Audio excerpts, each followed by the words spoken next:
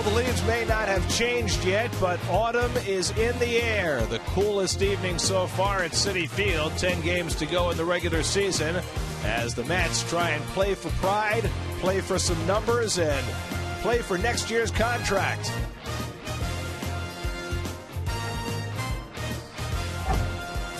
At Citi Field in New York, the New York Mets play the Pittsburgh Pirates.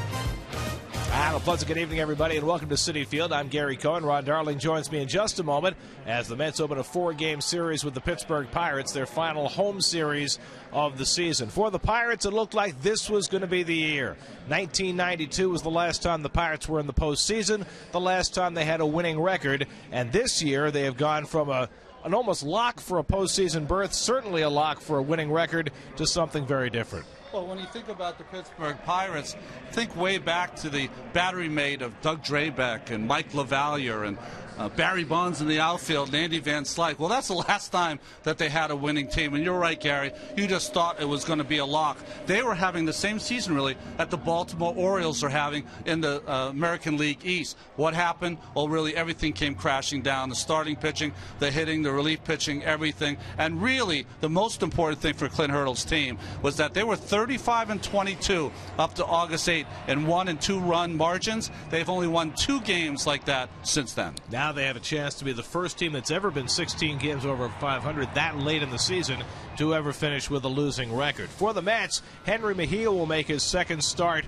of the season. The first one didn't go well in Milwaukee. Well, what I want to see from Henry tonight is you want to see aggressive strike throwing. You want him to throw a breaking ball when he's behind in the count occasionally, and we hear about swing and miss all the time. I would like to see Henry have swing and contact. Balls in play early that'll give him some easy outs and keep that pitch count down. The Pirates will also have one of their prospects going. Kyle McPherson makes his second big league start. Well, this is a young man who was their pitcher of the minor leagues last year when he's 12-6. He started the year this year with some shoulder inflammation. He didn't have a winning record in AAA, but they like his makeup and his ability to throw strikes. So it's the Mets and Pirates opening a 4-game series. Terry Collins hoping his team can finish the year on a high note. All the action coming your way tonight, right here on SNY.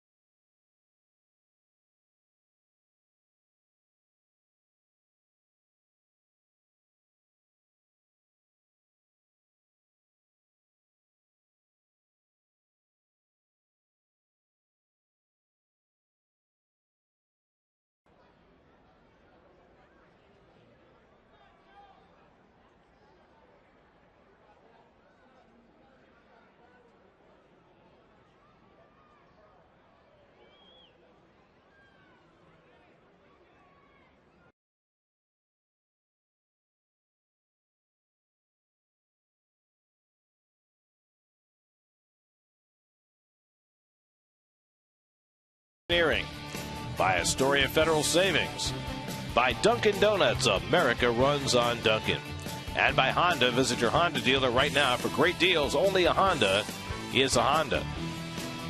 Get to Citi Field for 50% off tickets with your Pepsi can. On game day, exchange the can at the Citi Field box office to save 50% off 2 tickets. Visit Mets.com/Pepsi can for more details. Here's your Mets upcoming schedule, presented by Astoria Federal Savings. You can listen to every Mets game on Sports Radio 66 WFAN, and that's it. 9 more games to go after today, 3 with the Pirates, including R.A. Dickey's final start at Citi Field this year on Thursday. Then the Mets go to Atlanta and Miami to close out the season. Henry Mejia makes his way in from the bullpen for his second start of the year. Mets and Pirates. First pitch coming up from Citi Field.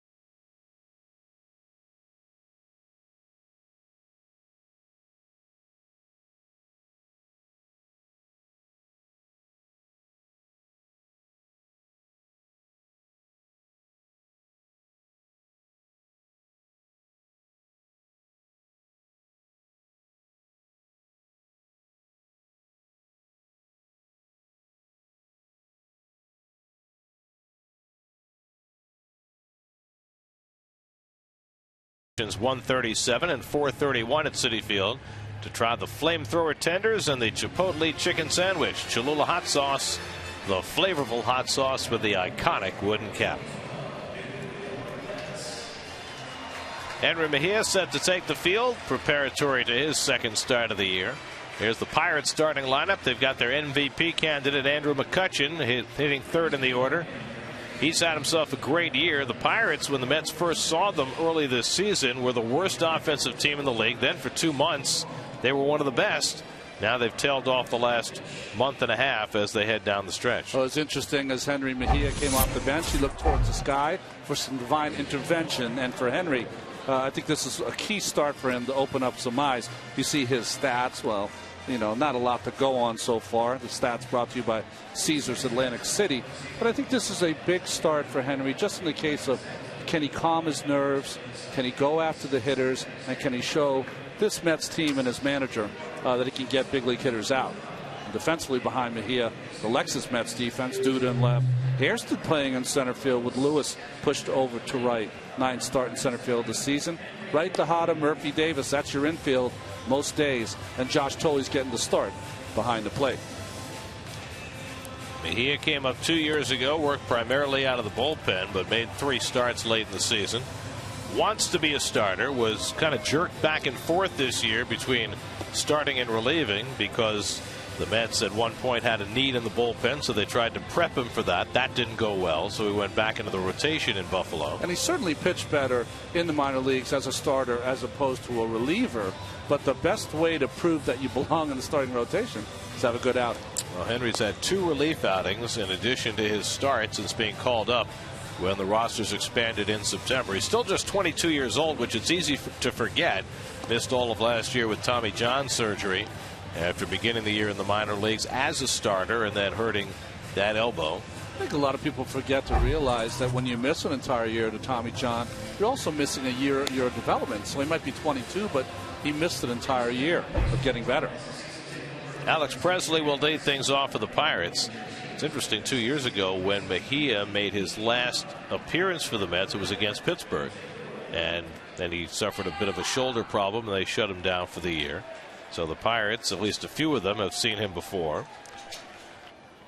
Alex Presley hitting at .237, just a .283 on base percentage, a guy who can run but has trouble getting on base.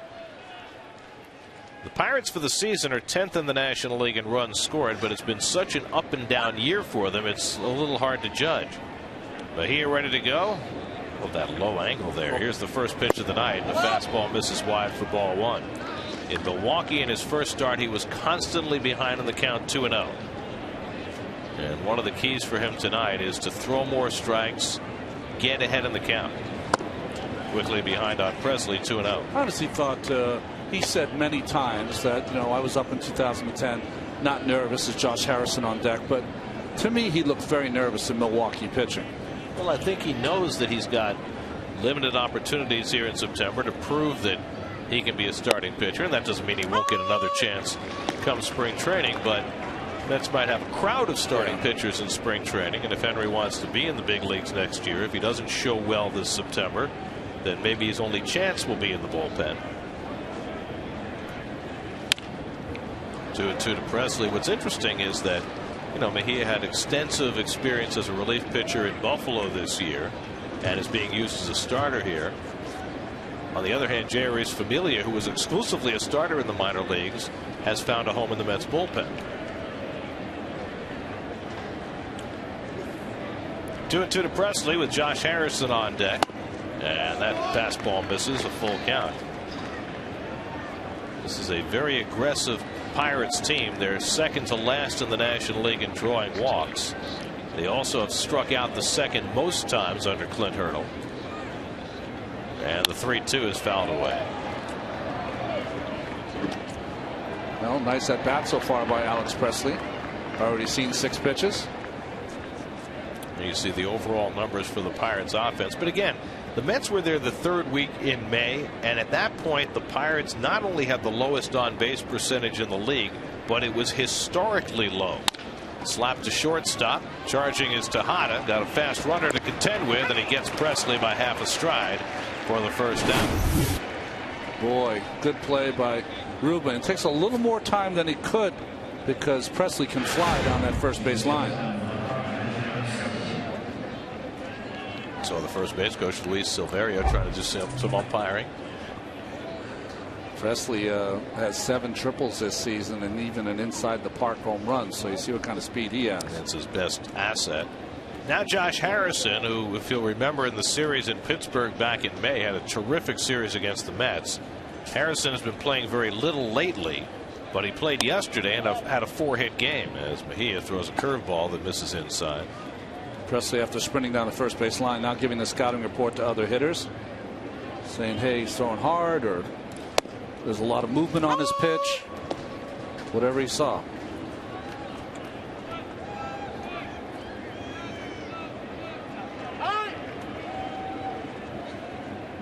See that stance by Mejia, little 45-degree angle. And the curveball sits high to Harrison, 2-1. One of the pieces of the game plan tonight for Henry was to throw his off-speed pitches, his curveball and his changeup more. because when you throw that hard, sometimes you can fall in love with that fastball. And also, I think when you're missing the strike zone like he was in Milwaukee, you tend to go, well, I got to keep pumping fastballs till I find it. Sometimes a breaking ball will get you back over the plate. Over the mound, tough play for Tejada, and the quick toss not in time to get to Speedy Harrison, who has an infield hit. Well, Harrison's like a running back the way he runs down that line and beats it quite easily. Only way to make that play is if the pitcher could have jumped high enough to get it. So Mejia has generated 2 slow ground balls. That's 1 for 2 in throwing them out. And now Andrew McCutchen, who has had himself a tremendous year. 2nd in the National League in batting, 6th in home runs, 10th in RBIs, leads the league in on-base percentage, leads the league in runs scored. And at 25 years old has emerged as a superstar in the National League. And a fastball call strike. Officially, he is 2nd in average. Of course, Melky Cabrera has deemed himself, and the league has agreed to deem him ineligible for the batting title. But that doesn't negate the fact that Melky still leads the league in batting. And the funny thing about that is there is no actual batting title. You don't get a trophy or anything for it. It's just, it means that you finish first in batting. Sometimes you get extra zeros on your paycheck. Well, that helps. In Melky's case, he'll be a free agent at the end of the year. It'll be interesting to see what he gets for that. He might get less zeros, right? Think about McCutchen, not since Dave Parker's 1978 season when he won the MVP as a Pirate, hit over 330 with 30 home runs, and he has been hot of late. He struggled a little bit as the Pirates made their downturn in August and early September. But McCutchen has come back now over the last few weeks. 1-2 now. And he is certainly in the conversation for National League MVP honors. Garrett Jones has had a nice season waiting on deck. He would have been more of a talk of the MVP if the Cinderella story had come true for the Pirates. They would have stayed in it. And that fastball misses inside. I think most observers feel right now that the leading candidate for MVP is Buster Posey. And for many reasons. San Francisco's in, but also what he's done in the second half. You always can appreciate a player if they turn their game up to another level when the games are the most important. And I think also when you play a position like catcher, if you can produce the kind of offensive numbers Posey has and be the primary offensive player on your team, on a good team, that counts for a lot. See Posey right behind McCutchen as they battle for what will be the batting title. 2 catchers there with Molina also. And Carlos Ruiz, if he had enough at bats, would be right up there too. There's A.J. Burnett, who pitched a gem last night. Harrison runs, McCutchen strikes out, and Harrison steals the base. 6th stolen base of the year for Harrison as McCutchen strikes out for the 2nd out. Well, Harrison's got some speed. Big swing there by McCutchen. Totally was a good throw, but a better jump by Harrison. You know, the one thing Murph's got to do is stay on the bag. See how he comes way in front of the bag? You have to reach back. Ball travels quicker than your arm. Stay back at the bag and catch it at the runner. Murph gets a little impatient. Yeah, he does. See, he's in front. Watch how far he's got to reach back. Now, he probably wasn't going to get the runner anyways, but if you stay near the bag, you can just drop that tag down. Here's Garrett Jones, the power-hitting left-hand batter. Jones with 24 home runs on the year, 78 driven in. He has struggled lately, but this has been his best major league season at age 31.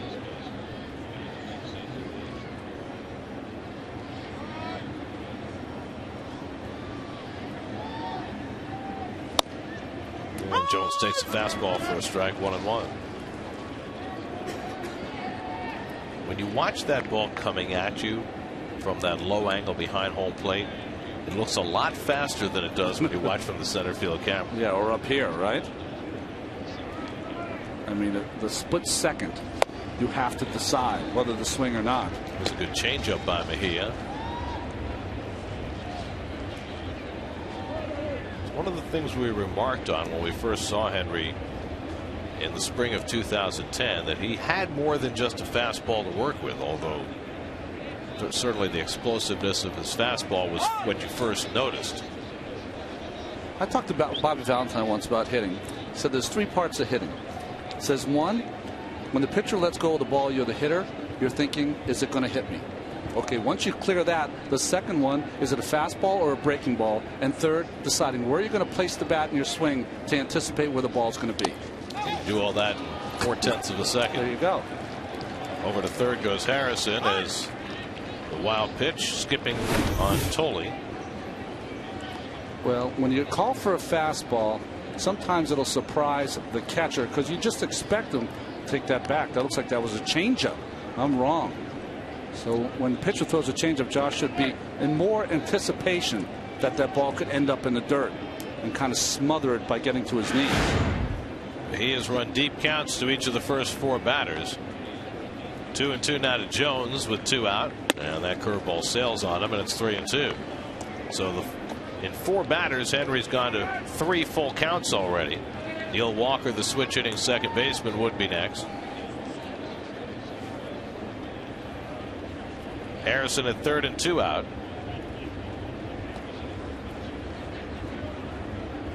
And Jones swings and misses at the fastball, and the inning is over. Mejia with back-to-back strikeouts of the 3 and 4 hitters to get him through. Mets come to bat in the bottom of the first with no score.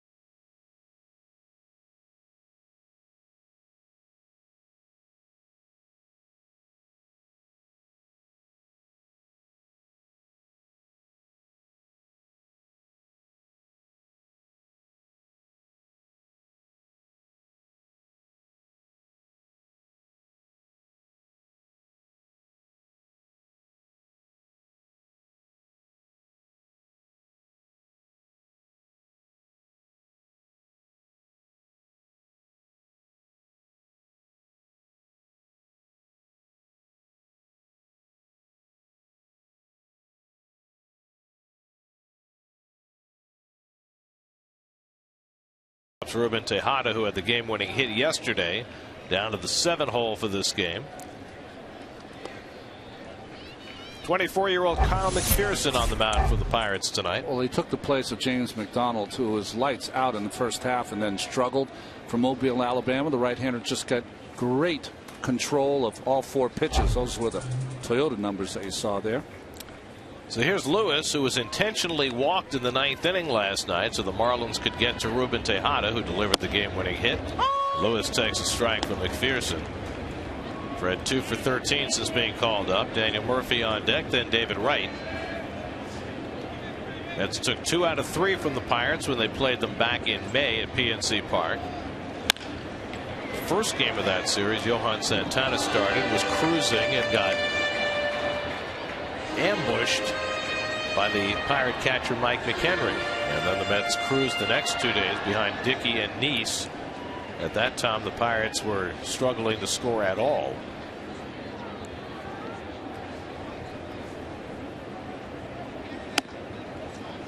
.94 on the fastball from McPherson. 1-2. You gotta love this young man's motion, just nice and slow, free and easy, and the ball kind of just leaps out of his hand.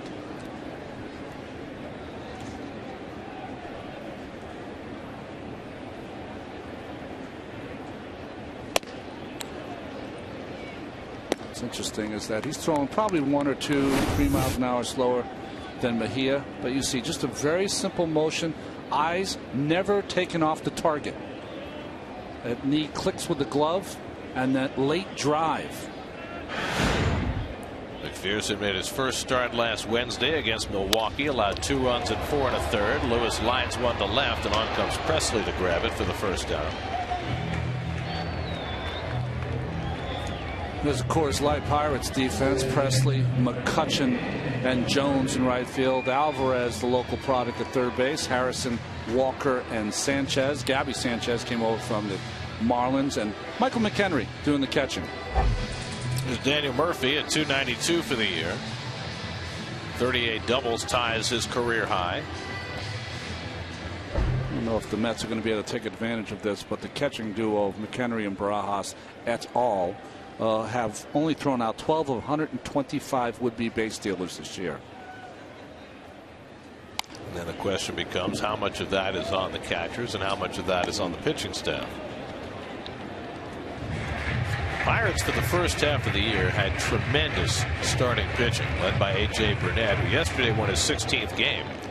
In fact, A.J. is the first Pirate in 21 years to win as many as 16 games. But McDonald was great early in the season.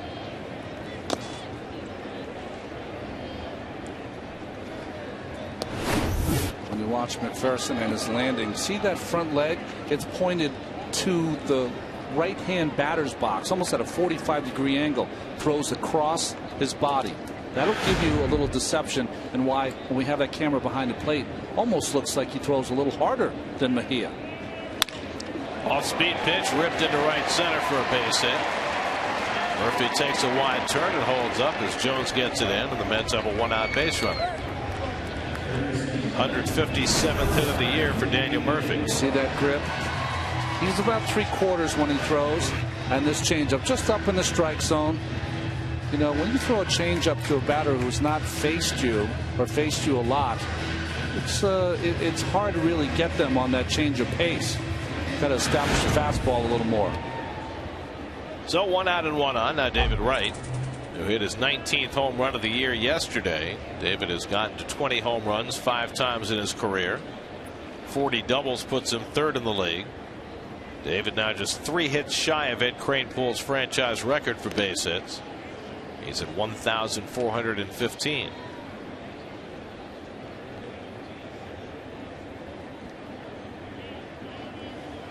Yesterday, David hit a 2-run homer on the first pitch he saw from Ricky Nolasco. See if he tries to ambush McPherson, a guy who hasn't seen before. A little different with Nolasco, who he's faced more than anybody else. And a curveball to start him off, 0-1. Well, I heard, I was not here, that there was a pretty good wind blowing in from left center field, and David just hit a bullet out of there. Nolasco's seen that before. 6-time right to take it to Nolasco deep, more than he's homered against anybody else.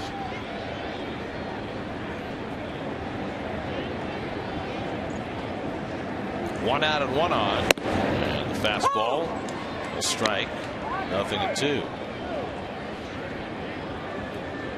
Mike Davis waiting on deck. Kyle McPherson, a 14th round draft pick by the Pirates in '07. What's interesting about him is that he really didn't pitch much until he became a professional. And that curveball misses. He was mostly an infielder at the University of Mobile. He pitched in only 14 games in his college career, and when he did, he had a 6.07 ERA. So he was drafted on spec more than anything else. He's all right now, though. Ray Searage got him, pitching coach for the Pittsburgh Pirates. I mean, for a guy who's really only been pitching for 5 years, he looks pretty well schooled. Yeah, very polished. 1-2, and David hits one in the air to right center field. McCutchen easing over. And puts it away for the second out. David with that uppercut, flying one out to right center, 2 out. This is really our first kind of cool night, isn't it, here? And I don't think the ball's going to go anywhere tonight unless you absolutely crush it, David. Just a little under that fastball away. And Murph takes off for second, and he's safe. With McPherson just wandering around, and the Pirate infielder's not paying attention. Murphy steals a base. Well, I think McPherson had it. As he's walking around, you can see Murph. He's looking at the shortstop. With the back turn, that's his key.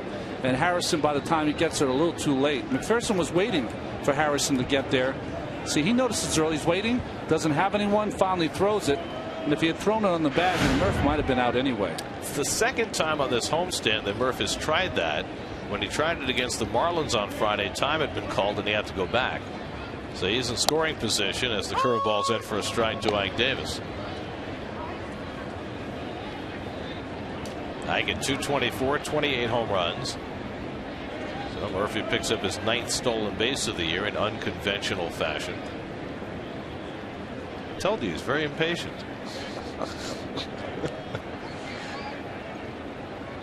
You're right. So maybe it isn't the Pittsburgh Pirate catcher's fault. Saying it's the shortstop's fault? That's right. Harrison hasn't played a lot of shortstop for the Pirates. Clint Barmas is their regular shortstop.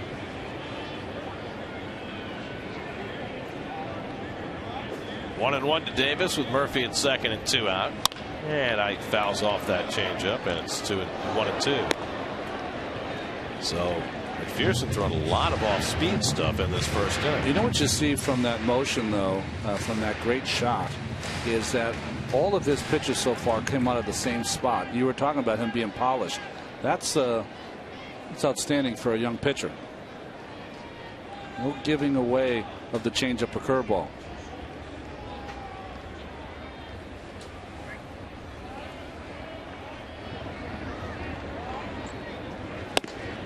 Interesting to note on Davis, for as good a second half as he's had, and as nice as his numbers look now, the early part of the game has not treated him well. He's hitting 143 in the first inning.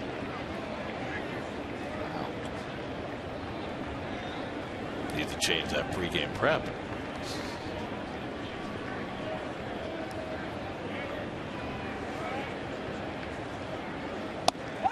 And that curveball bends in for a strike called to get Davis looking for the 3rd out. Mets strand a runner at second, no score after 1.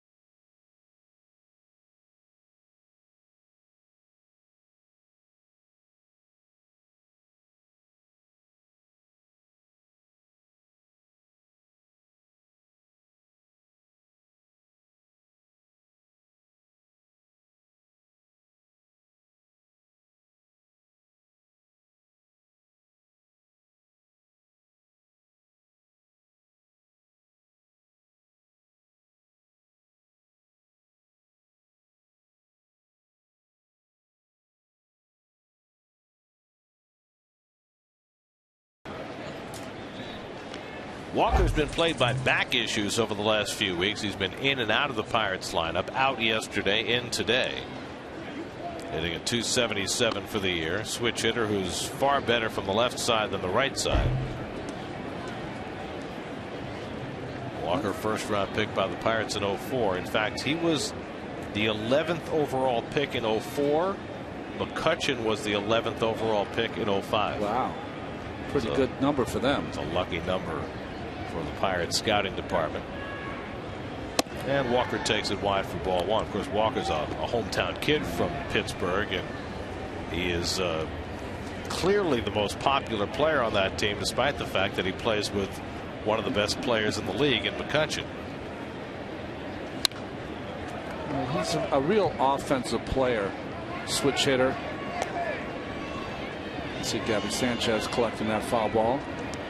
And at times, boy, he is pretty potent with that bat, but very streaky.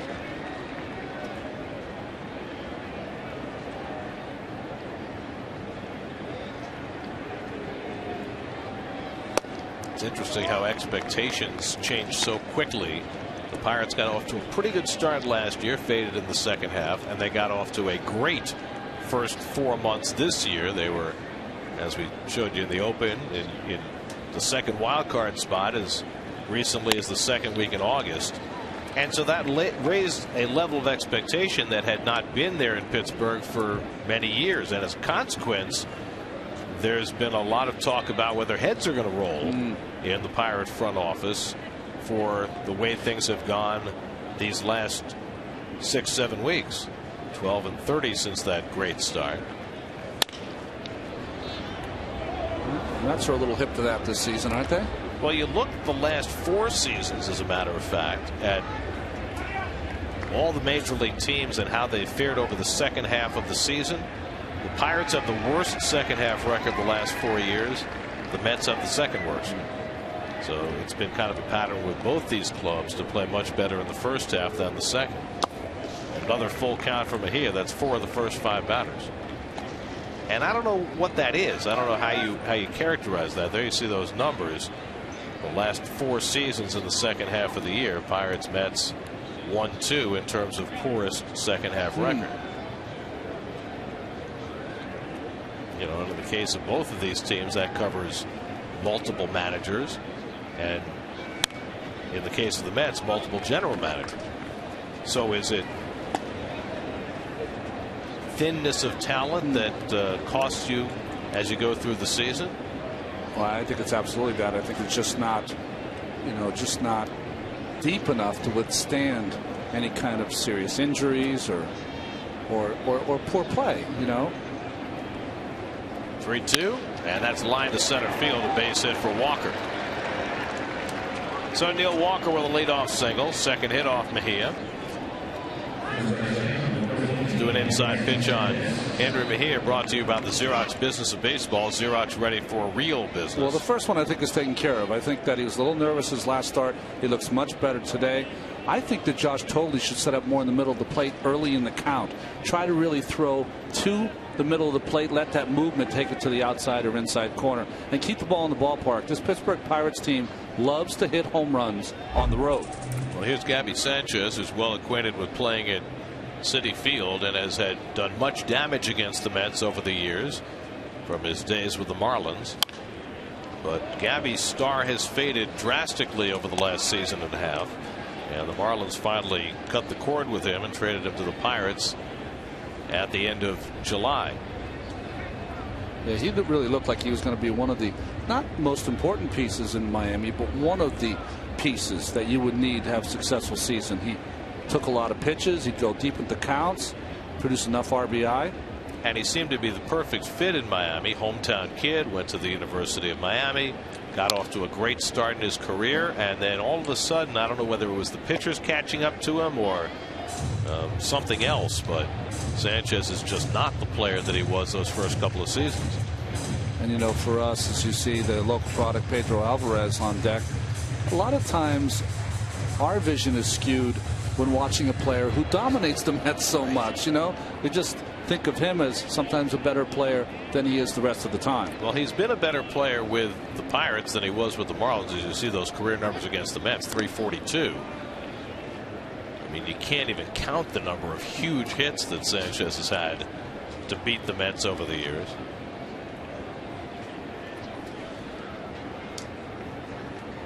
He ahead in the count here, 0-2, with Walker, who has 7 steals on the year. On at first with nobody out, and the curveball in there for a call strike 3. So Sanchez is down looking, and Mejia has his 3rd strikeout. Well, this is the best breaking ball I've seen Mejia throw in the big leagues. It's a real sharp one. It's tighter. It's not that big curveball, and you can see more of a slider grip as he throws that ball. Kind of lets it go, starts a middle of the plate, and you can't have a better, smaller, later break on the corner. And Manny Gonzalez called it a strike, but you didn't have to. That's right. That's right. So 1 out and 1 out, and here's Pedro Alvarez.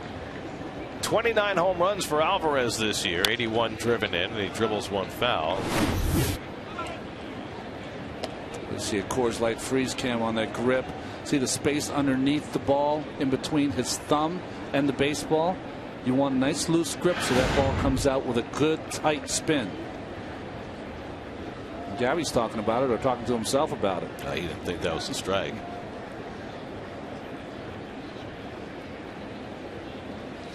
Alvarez went on a huge home run tear in the middle of the season.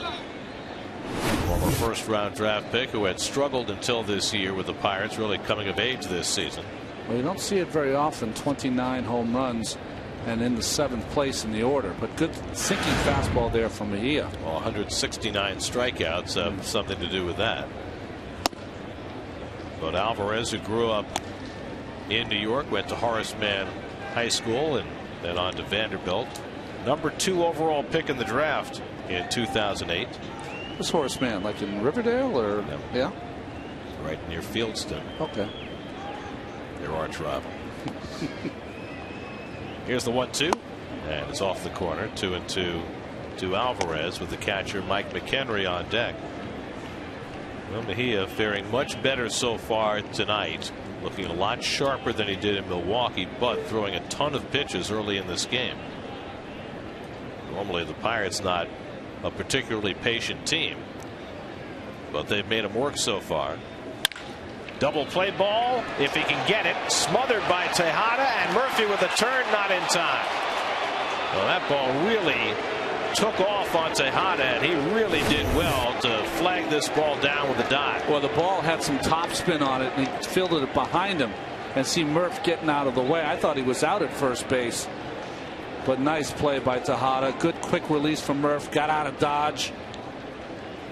Nice hard slide, though, by Walker, forcing Murph to get back on his heels.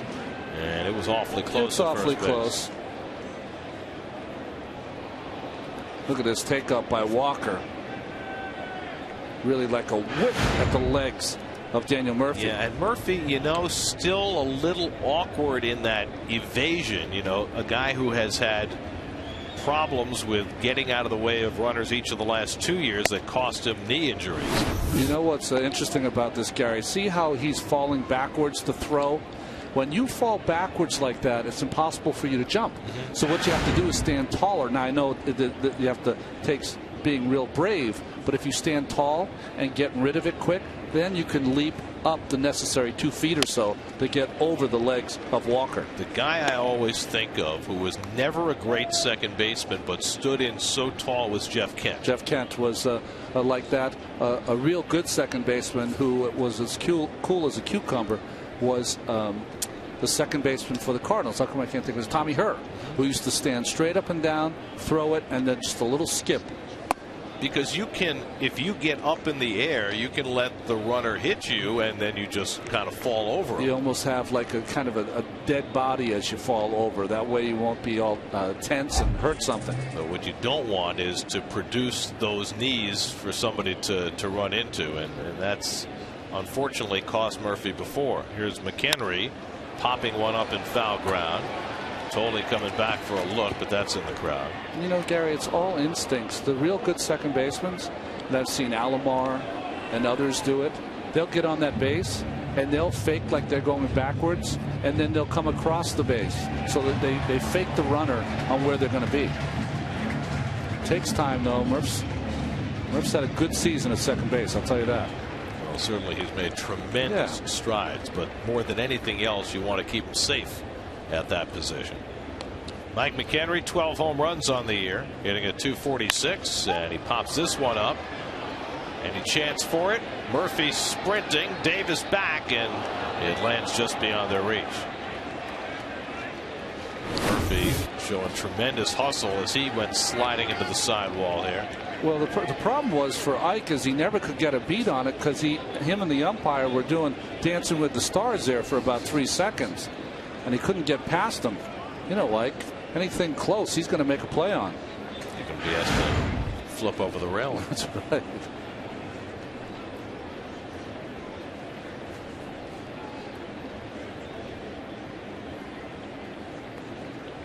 Again, the 2-2. The runner goes, and it's lined past Tejada. Base hit from McHenry. Alvarez will go on to third.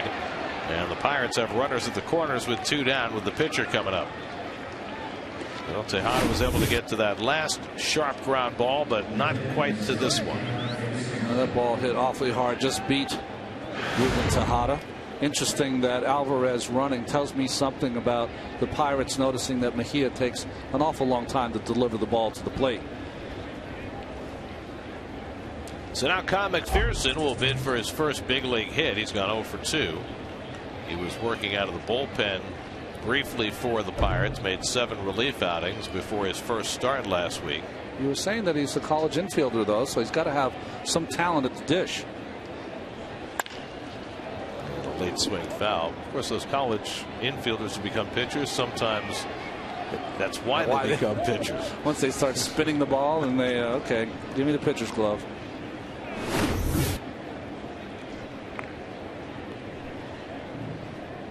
You know what? A lot of times for a shortstop, you're just anticipating where the ball is going to go, throw the glove out, and that one just under Ruben's glove. McPherson in his minor league career over the course of 5 seasons had just 15 at bats with 2 hits. It's the problem in the minor leagues these days. Unless it's a National League affiliate playing a National League affiliate at AA or AAA, pitchers don't bat at all. And there's a nice looking fastball for a strike, and it's 1-2 to McPherson.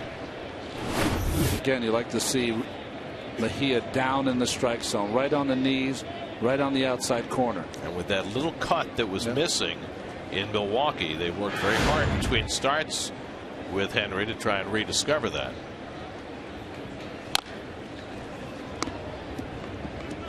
But he's 50 pitches deep now and still not through the 2nd inning.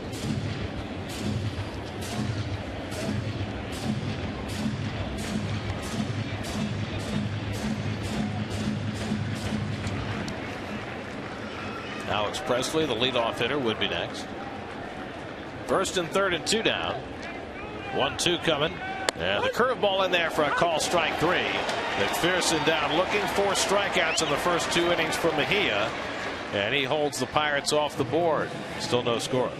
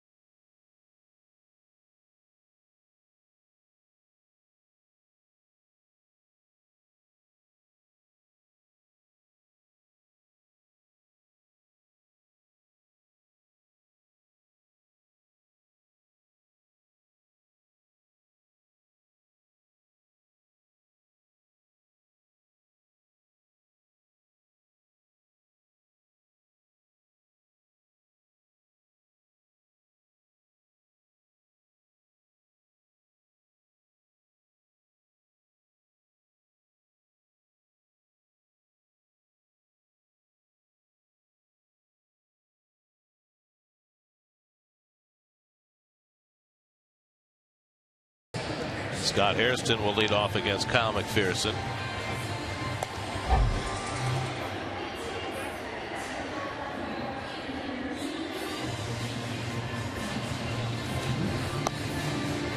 It'll be Hairston, Duda, and Tejada for the Mets in the second against McPherson. There are your City probables for the rest of the series. Colin McHugh against the former Astro Wandy Rodriguez tomorrow night. Jeremy Hefner gets a start against rookie left-hander Jeff Locke on Wednesday. And then Ari Dickey goes for his 20th win Thursday afternoon, right after Keith shaves his mustache against Kevin Correa. It's like there's a double headline on Thursday.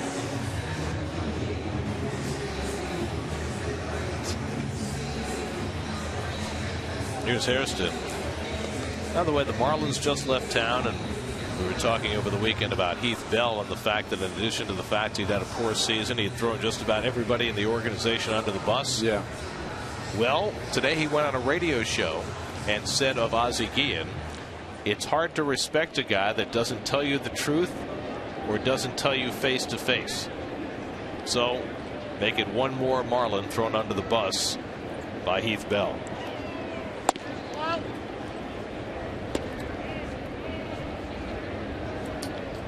Heath would throw himself under the bus, but he probably wouldn't fit. Sometimes it's hard to respect a guy who's stealing $12 million. I mean, come on. I've heard enough from him. He should have just concentrated on his pitching.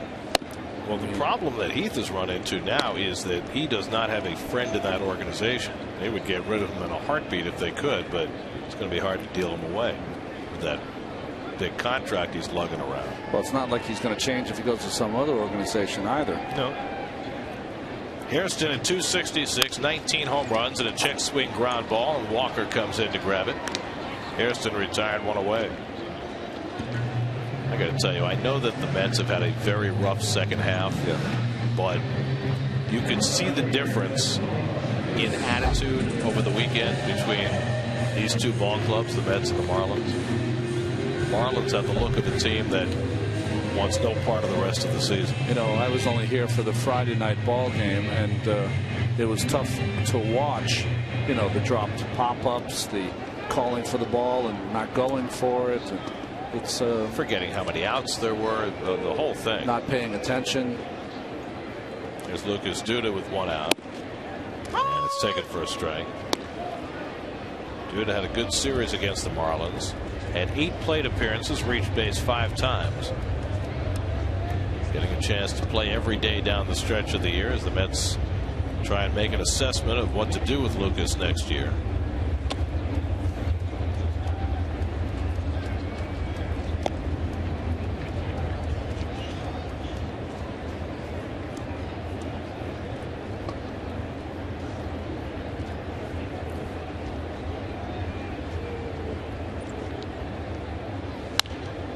That's fought off 1-2. But the Pirates have fallen out of it with their stretch over the last 6 weeks, going 12-30. They've fallen 6.5 games back of the second wild card spot. Meanwhile, the Cardinals are opening up more space as they bid to get to the postseason. With Milwaukee losing this afternoon to Washington, St. Louis now has a 3-game lead, and it's getting late. Well, that's the thing, is that you know, Milwaukee, the Dodgers, teams like that, they really have to win out. So every time they get betrayed by the calendar, Gary, at some point, you know, it just runs out, as we showed in our little pocket calendar. You get to the black hole there. And the Cardinals are playing tonight in Houston with a chance to stretch that lead to 3.5. Duda lifts it to shallow center, and McCutchen is there. And there are 2 out. The Dodgers are off tonight. Brewers lost today. The Diamondbacks play tonight, but they're too far out, you would think. So St. Louis, if they win tonight, will have a 3.5 game lead. Meanwhile, the Braves' magic number for clinching a postseason berth is down to 1 with Milwaukee's loss today. Yeah, Huddy outpitched Cliff Lee last night. Fantastic ball game, 2-1. And it's a long shot, but the Braves still have a chance to catch the Nationals for the league for the division title. Washington won today, so Atlanta's 5 games back, so it's certainly not likely. Washington's magic number is now 5, but it's still possible. Here's Tejada with 2 out and nobody on. But I think what's most important now is that the Braves have definitively put last year's collapse behind them. Oh, yes, they have. They really showed baseball something with the way they played. And they had to bench Uggla for a few games, and then he's come back and hit better. Their pitching has been outstanding, though, and you can't give enough credit to Medlin, who filled the gap in that rotation. He's been, I guess, I mean, there's perfect, and then there's the less level, and then he's the next level down. I don't know. It seems pretty perfect to me. Yeah, right. 10 starts, 8-0, 0.7 ERA in the 10 starts. The only Brave in history who had a stretch like that of 10 starts at any point with 8 wins and an ERA under 1. Warren Spahn. Oh, well, Maddox didn't do it. Glavine didn't do it. Smoltz didn't do it. Warren Spahn, Chris Medlin.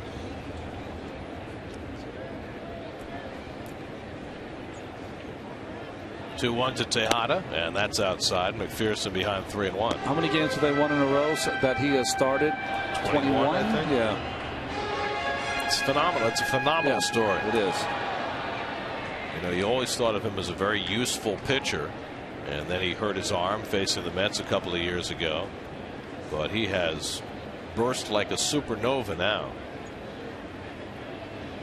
And that's wide, and Tejada's on with a 2-out walk. First walk given up by McPherson, who through his minor league career walked very few. In fact, this year in the minor leagues, he walked only 5 batters in 48 innings. That's his 4th big league walk in 17 2/3. So here's Josh Tolle, who's begun to swing the bat a little better the last few days. Has a 5-game hitting streak going, up to 244 on the year.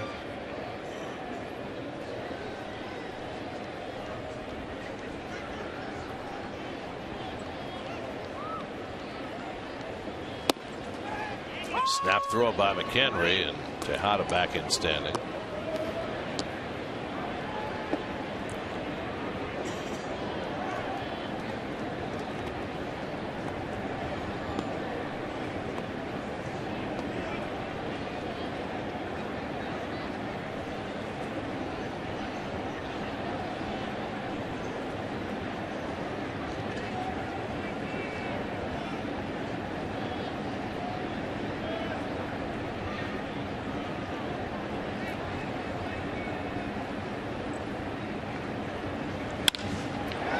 Hits it out to left, and Presley puts it away to retire the side. A walk in, 1 left. After 2 at Citi Field, Mets and Bucks, no score.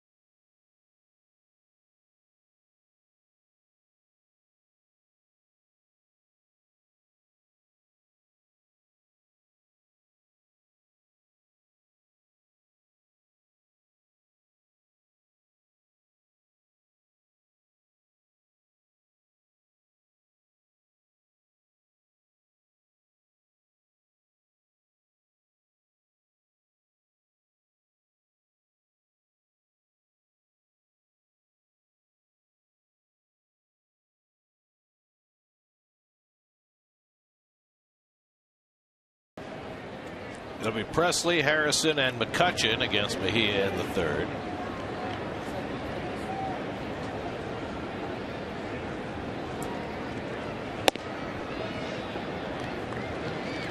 Sure enough. Wright playing it on the grass, but Davis back a few strides behind the grass at first base. A little surprising with a guy with Presley's speed. And Mejia falls behind 2-0. One thing they're going to have to work with Mejia, and I know there's an innate naturalness to his follow through to the first base side, but it's too pronounced. At some point, they're going to have to get him a little squarer following through the catcher. Well, you'd like to be able to field your position, which is awfully difficult the way he comes out of his delivery. Well, you don't have to field your position if you strike out the world, but Henry hasn't proven that yet. But he kind of spins on that toe, and that takes him right where you can almost see half of his number. I mean, it only seems natural if you think about it, right? If you get all of your body and force, weight, and push off going right through the catcher, it's going to be better than falling off. Has to be.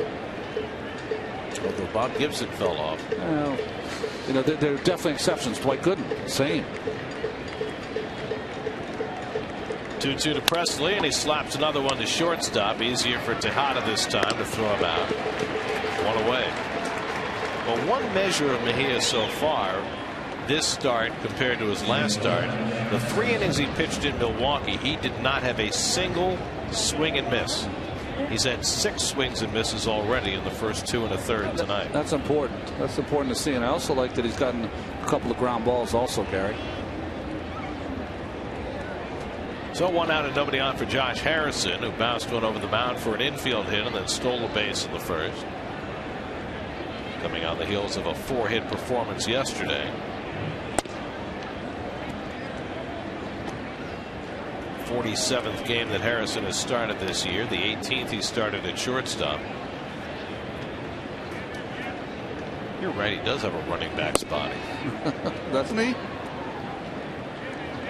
Harrison, the nephew of John T-Bone Shelby. T-Bone. Still can't forgive him for that catch in center field in '88, but. And now Mejia behind 3-0. You're talking about Harrison, 18 started shortstop. He has 11 starts at second base, 10 in right field, and 8 at third base. Says.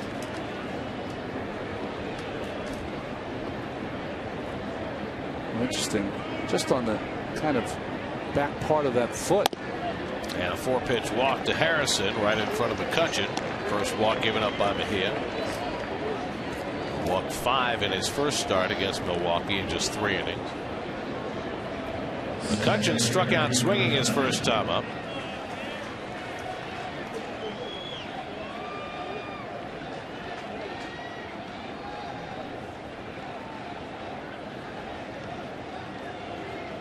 McCutchen certainly had no mercy against the Mets since he came up. He's hitting .347 lifetime against New York.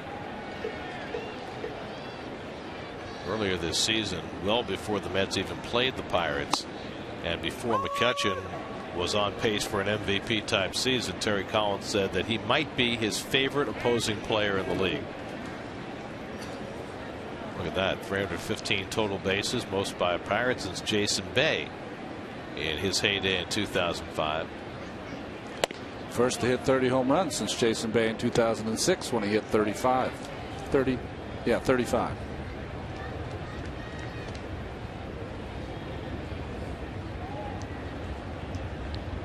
He doesn't look that powerful, does he? Smallish player with power. And that one clicks off Tolley's glove and goes to the backstop, sending Harrison down to second.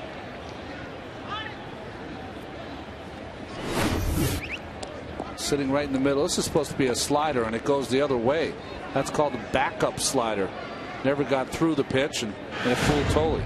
Fastball charge to Tolley.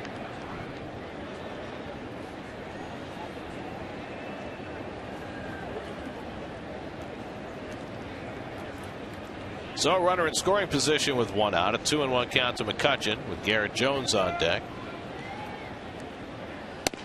And that fastball in at the knees for a strike, 2-2. McCutcheon's looking for something up in the strike zone. This one peeled right on the knees. You see flashes with Mejia when you see a pitch like that. Fastball count. Great hitter. Can't pull the trigger.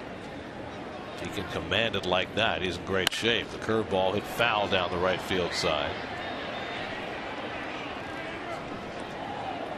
Well, in the division that nobody wants to win, the American League Central, the Tigers, who are one game behind the White Sox, lead Kansas City 2-1 in the fourth tonight.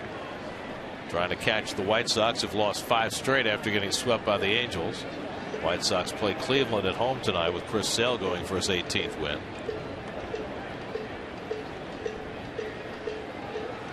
Two-two, and McCutcheon with a half swing foul.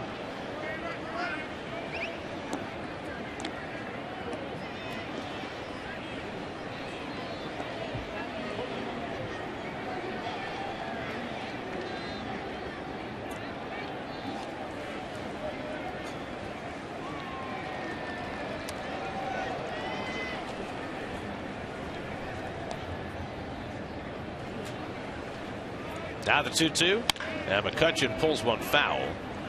He's ready for that fastball. Still 3-2. Still a 2-2, but meanwhile Mejia just throwing an enormous number of pitches early in this game, unlikely to get much beyond the 3rd or 4th inning. He was going to be on a 90 pitch count tonight. Terry Collins was hoping for 5 innings from those 90 pitches, maybe fortunate to get 4. 8th pitch of the at bat coming to McCutcheon, who's tired of waiting.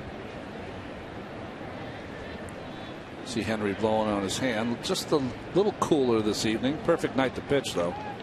Temperature right around 60 degrees and going down, and McCutcheon fouls off another fastball.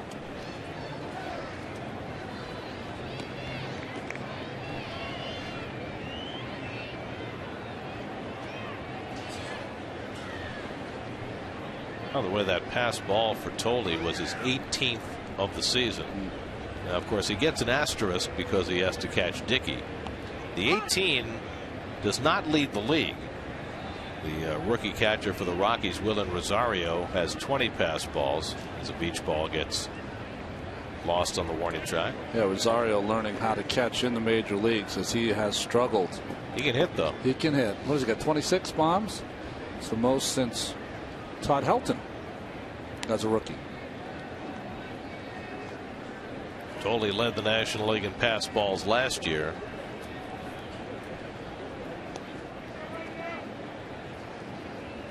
Two-two from Mejia, and the breaking ball wide, and a full count to McCutcheon.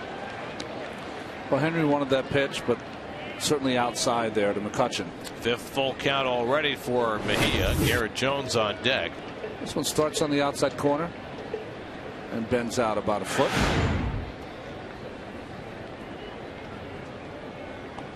This will be the 10th pitch of the at bat to McCutcheon. And the curveball sits high for ball 4, so back-to-back walks issued by Henry Mejia, and the Pirates have 2 men on. And so Dan Worthen will pop out of the dugout and head out to the mound.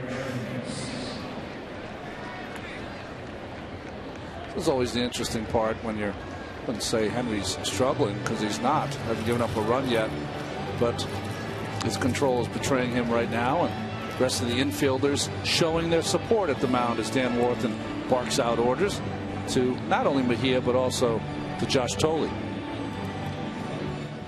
SNY and City join forces to help the Bergenfield Little League, the latest recipient of the SNY Play Ball Award. The grant helped pay for repairs to their field, which was damaged by recent storms. You can see more of their story and those of past recipients at sny.tv/playball. So now 2 on and 1 out, and Garrett Jones the batter. Jones struck out to end the first inning. One of 4 strikeouts for Mejia tonight, and he takes a first pitch fastball for a strike.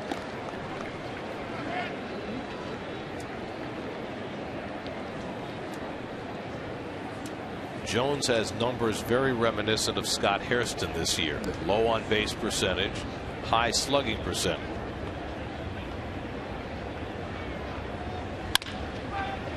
Could be 2 if they hurry. Tejada can't get rid of the throw, but now he's got Harrison trapped between third and home. And Wright puts on the tag to end the inning. Terrific work by Tejada. Didn't make the throw to first, but he got Harrison rounding third. And the Mets turn 2 in different fashion. The old 4-6-5-2-5 double play. No score in the third.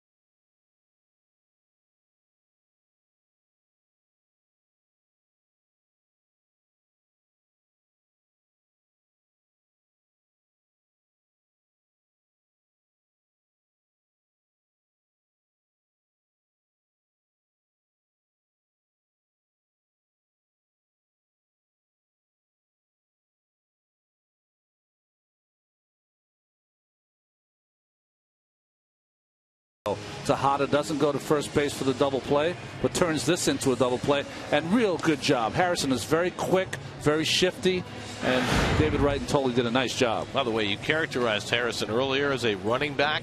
He went down twice during that run between third and home. I didn't say he was a good running back. I just said he's got a running back body. You're right. It wasn't a Ryan Braun tumble. That's right. Or a Jack Cust face plant. But he did go to the ground twice.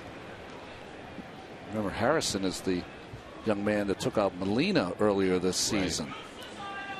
You think Tolley was thinking about that? Maybe. I don't know. Here's Mejia. Does not have an official at bat this year, but he does have an RBI on a suicide squeeze, which he pulled off in Milwaukee. He has 1 hit in 3 career at bats. You know, I was thinking if Henry is able to go through 5 and the Mets can get him a lead. I wonder what the record is for Mets having rookie pitchers get their first win in the major leagues. Harvey's done it. Hefner's done it. Edgin's done it.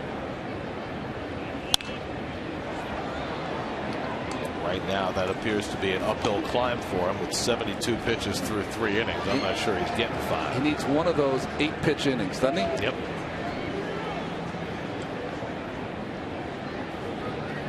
Fred Lewis on deck, then Daniel Murphy here in the home third. And the breaking ball from McPherson gets Mejia looking. Second strikeout for Kyle McPherson. SNY Super Slow Motion is brought to you by your Mercedes-Benz Tri-State dealers. Visit them on the web at searchmercedes.com. So here's Lewis, who lined out to left his first time up. In the American League East, the Orioles are playing a day-night doubleheader at home against Toronto, and Baltimore won the first game today 4-1. Steve Johnson made that start for the O's and went 5 good innings. The nightcap a little dicier so far for the Birds. Toronto built a 4-0 lead in the first 2 innings. Edwin Encarnacion hit his 41st home run, but the Orioles have 2 runs back in the bottom of the second. It's now 4-2. Key is don't go extra innings with Baltimore. They can't do that. 16 in a row now they've won. Amazing, huh? 2-0 to Lewis. But Encarnacion hitting his 41st home run is important because of Miguel Cabrera's pursuit of the Triple Crown. Cabrera appears to be home free as far as RBIs and batting average are concerned, but he's tied with Josh Hamilton with home runs with 42, and Encarnacion now just one behind. Hamilton, by the way, is back in the Texas lineup tonight as they play Oakland. He missed the weekend with blurred vision, which he now says he blames on too much caffeine and sports drinks. Stop having caffeine and sports drinks. I mean, I'm not a doctor, but he's already sworn off alcohol. Now he's going to have to drink water. Near the bag at second, Harrison throws out Lewis for the second out. You know, there's been a lot of talk about the market for certain free agents in the offseason. You know, Melky Cabrera is an interesting case because of his suspension. And what about Josh Hamilton? As talented a player as there is in the game, but what's he worth? Well, he brings a lot of baggage there. Exactly. You know, he's got an entourage that really is there to babysit's the wrong word, to kind of keep him out of harm's way. They're doing that. The Dallas Cowboys are doing that with one of their wide receivers, aren't they? Well, who was it? Was it Elijah Dukes who had the same when he was with the Nationals? That's right. That didn't work. Murphy had a base hit his first time up. You're thinking of Des Bryant with the Cowboys.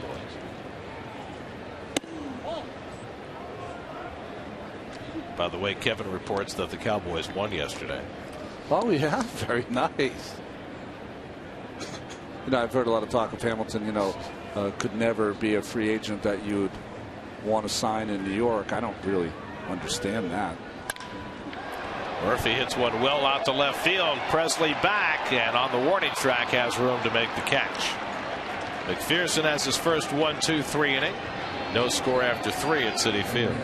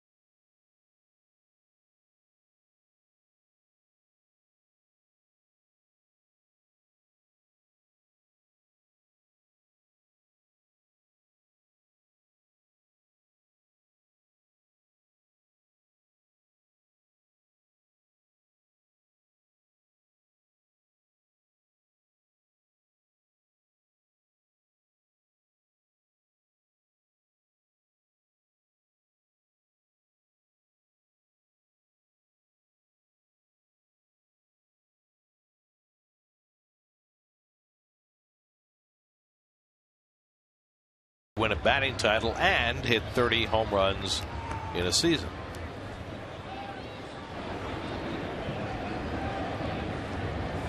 Did I already say it? Maybe not. Maybe. Sorry if I did. Were you warned? No. Then it's not your fault. That didn't work at home when I was a kid. You mean it's not my fault? Yeah, it's usually followed by you should have known better.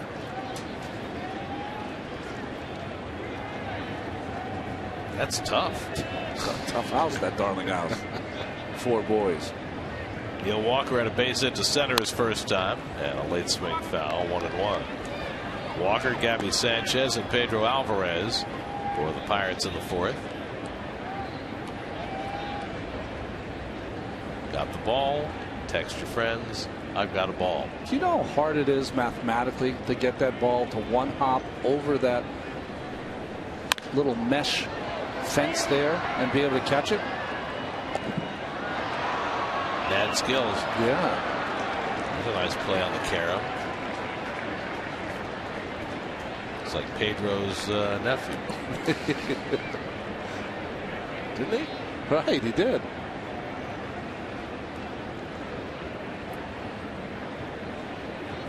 Now the 1-2, and it's upstairs. 2-2 to Walker. Neil Walker's hitting .289 as a left-hand batter, .242 as a right-hand batter, and all 14 of his home runs have come batting left-handed. At some point, is it a time to say, hey, I'm not a switch hitter anymore?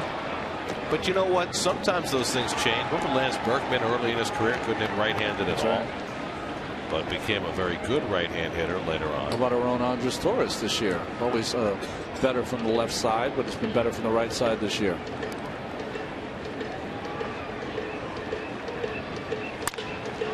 Down to first base, and Davis with the easy pickup, and Walker retired, 1 away.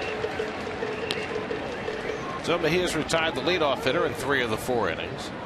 1 out and nobody on in the 4th. Gabby Sanchez coming up.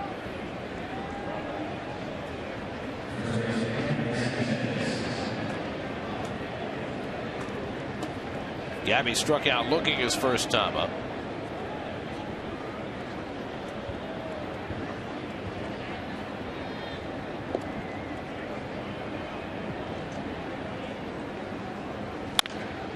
You know, when the Pirates got off to the middle of the season that they did, and they may have been the best team in the major leagues in June and July. Yeah. There are a lot of people in baseball, fans, and people who work in the game as well, who were really rooting for this team to have a special season. There's a lot of factors. One is Clint Turtle. Most people will agree that he's one of the nicest guys in the game. Their big, beautiful ballpark, the fans of Pittsburgh baseball. And then you see you don't want to have that record. Longest stretch of losing seasons in the history of professional major sports in the United States.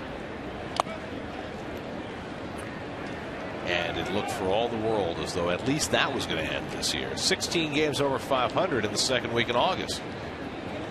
But a fast fade is taking the gloss off that. It'll be historical if they don't finish over 500.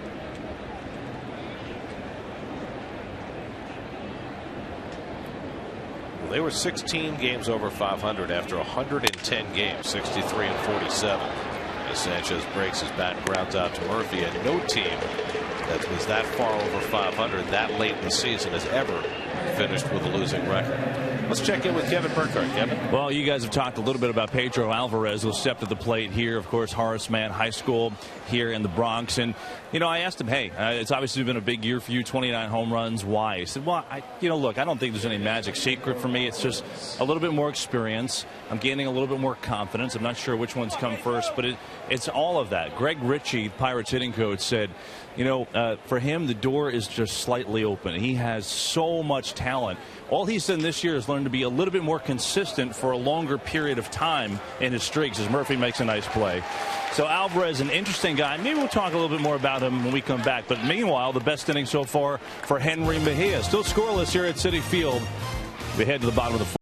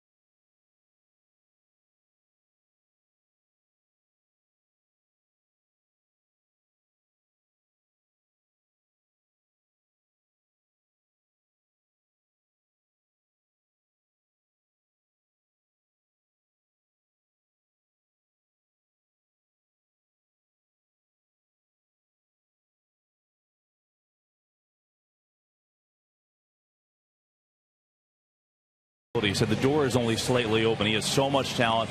He's been consistent for longer periods of time this year. Still a little streaky, but has learned to lengthen that out a little bit. He said, I compare it to Matt Williams. You know, he played with Williams in the Giants system. He said, look at Williams' first few years. You could see the talent. It would come out here and there, but it came out in small stretches. And sure enough, look at Matt Williams' first few years. In 87, he had 188. 88, he had 205. In 89, he had 202. And then finally in 1990, he went nuts. 33 home runs, hit 277 for the Giants. That's when it all came together. So he kind of used that as a baseline for Alvarez, not necessarily comparing, but saying, hey, sometimes you got to be patient for the big power hitter to really, really reach their potential, guys. It's like Tom McCraw, the former Mets hitting coach, always said, that fourth year is when the power hitters really start to develop. I think it's a little bit like power pitchers. You know, power pitchers sometimes take 3 or 4 years where all that power is harnessed and thrown in the corners. You know, with those power hitters, Gary, they figure out what pitch they can handle, what pitch they can hit out of the ballpark, and they start waiting for that. By the way, there's a Mets connection with Pedro Alvarez, guys. Don't know if you know about this. Well, Pedro's sister, Yolina, interned with the Mets PR department last year. How about that? Well, I do know that because I was talking to her one day, and she said that she was Pedro's sister, and I said, "You must be so proud." She said, "Really, not this year. He's kind of struggling." I thought it was so cute she said that. I don't tell too many people right now. Curveball fouled off by Wright. Well, Pedro was one of the best players in New York City in the last quarter century. Just a tremendous talent. Really, probably the best to come out of New York City since Manny Ramirez.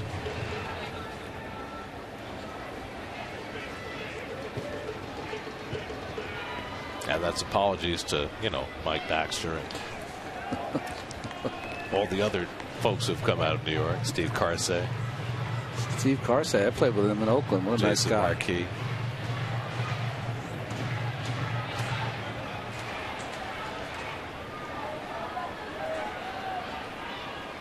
Nelson Figueroa.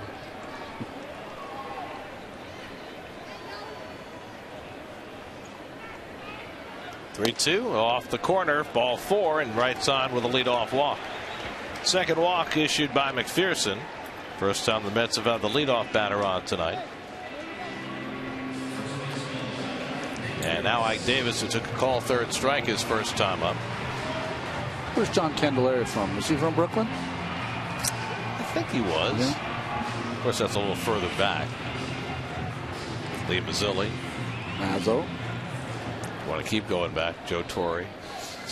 Lou Gehrig. That's right.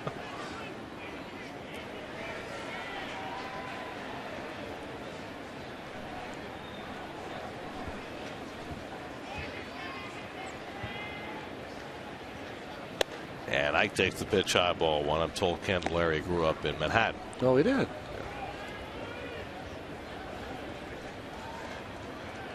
Well, I think what I marvel at from kids that become great ball players in the city is that there just aren't a lot of facilities to play at. And if they are, they're much better now, but in the day, not as a little bumpy in the infield. You know what, though? If you can hit. That's right.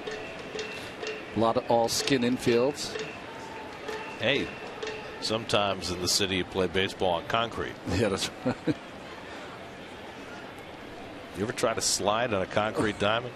Well, occasionally I'll get, I can tell a kid is from the city and loves the game because I'll get a baseball to sign that is almost impossible to sign because it's been just treated so badly by the concrete. Looked like they've been chewed. Yeah, right.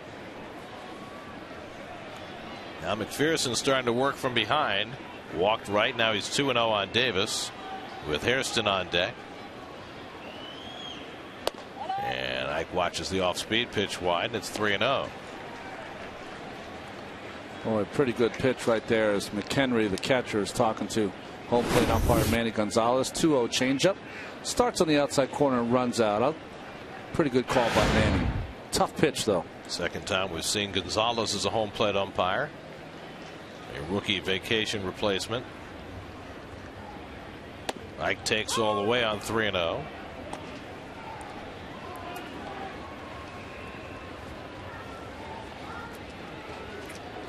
Well, if you're Ike, you got to think that the majority of the pitch, vast majority of pitches from the pitcher McPherson is going to be on the middle of the plate away.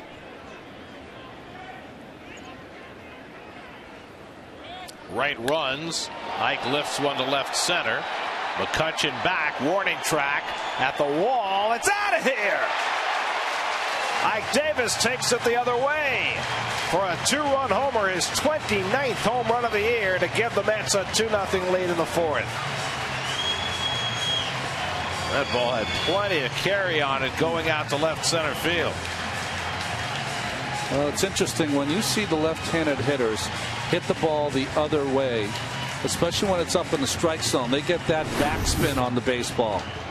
Watch this pitch up above the waist, and you see how he hits that sky high backspin on the ball, which allows it to carry into the Party City deck. Almost broke up the party. I mean, that's great. Eyes on the baseball, hitting it just about even with the plate. Great high follow through.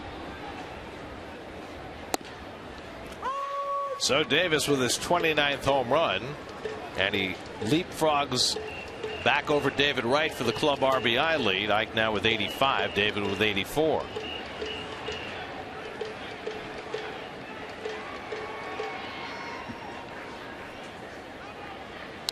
$85 RBIs for a guy who hit $160 for the first 2.5 months. Yeah, it's pretty good. Could just get those first bats out of the way. At bats out of the way, like you said.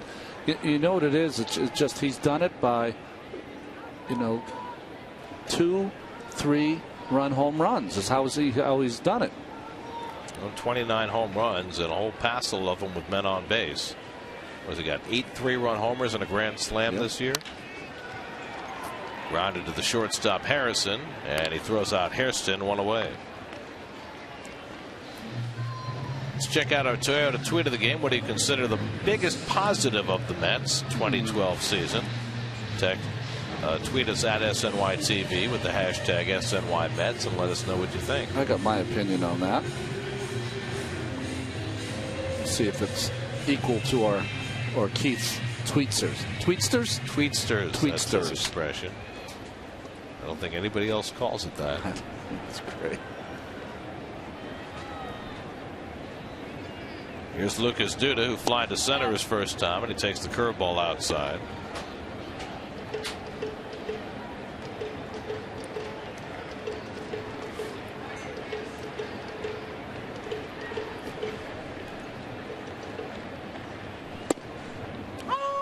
Every time Keith says tweetster, yeah, I think of T-Rex. That's right. Girl, I'm just a Jeepster for your love. Yeah, it's like a combination of that, Twizzler. It's the whole made-up word.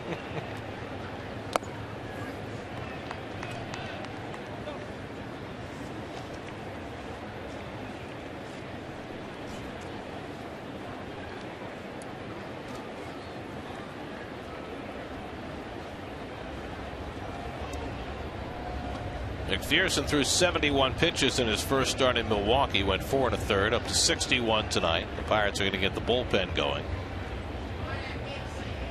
And Duda pulls one down past Tom Goodwin, 2-2.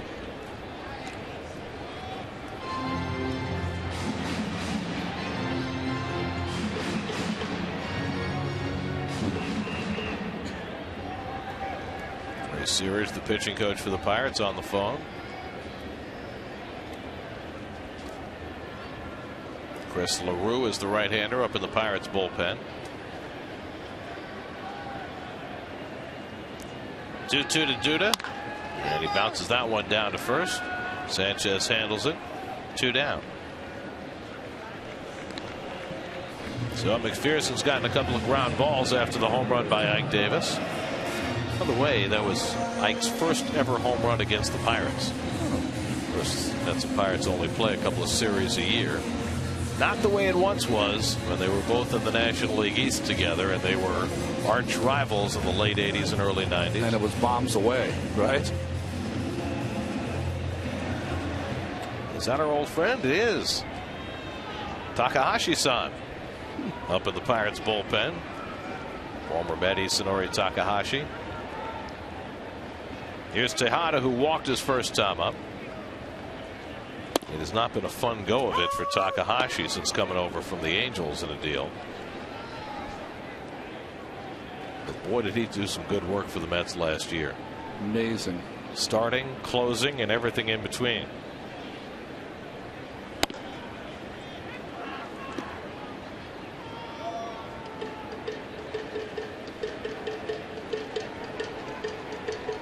Thinking back to those Pirates teams that when I first started facing them, all they cared about were guys who could hit the ball out of the ballpark. And they weren't a very good team. Remember, Jason Thompson was their first baseman after his best years were in Detroit. Jim Morrison, not of the Doors, was their third baseman. Dale Berra played shortstop for him. Steve Kemp. Names like that were guys that were on that team. And of course, after you guys manhandled them for a few years, they started getting really good in the late 80s. With the emergence of guys like Barry Bonds and Bobby Bonilla, Doug Drabek. Chico Lean, their second baseman. Jay Bell. Andy Van Slyke, center field. Mike LaValliere behind the plate. Sid Bream, who would go on to Atlanta after that. And help beat the Pirates. Right. Well, that was the last winning season in '92. That Francisco Cabrera base hit to bring home Bream in Game 7 against the Pirates and send the Braves out of the World Series in '92. And the Pirates haven't had a winning season since. Still say if Bonds charges that ball a little bit, he gets Bream at the plate. Well, apparently the story is, and I don't know if it's true or not, that Andy Van Slyke told Barry to move in, and Barry dismissed him. It's a shocker. Right? Mike LaValliere, who I mentioned before, was behind the plate. What was his nickname? Spanky. Spanky, that's right.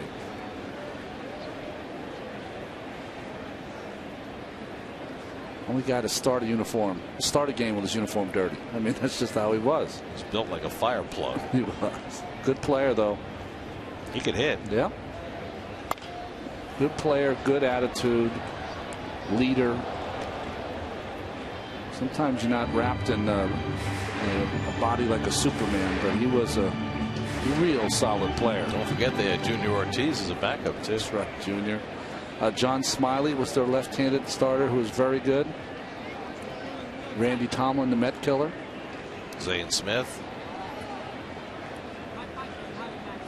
Curve ball hit to shallow center, and that's going to fall for a base hit for Tejada. 8-pitch at bat for Tejada, and he gets on the curve ball, and he's on base for the second time. Hanging hook here from McPherson, just hit off the end of the bat. You can see again that space between the thumb and the baseball, getting that middle finger to kind of pull through the baseball. Ray Searage, the pitching coach, will head out to the mound. So McPherson has thrown as many pitches already in this game as he threw in his first start. Remember, he was working in the bullpen for 7 appearances before he got his first start, so his arm is not completely stretched out.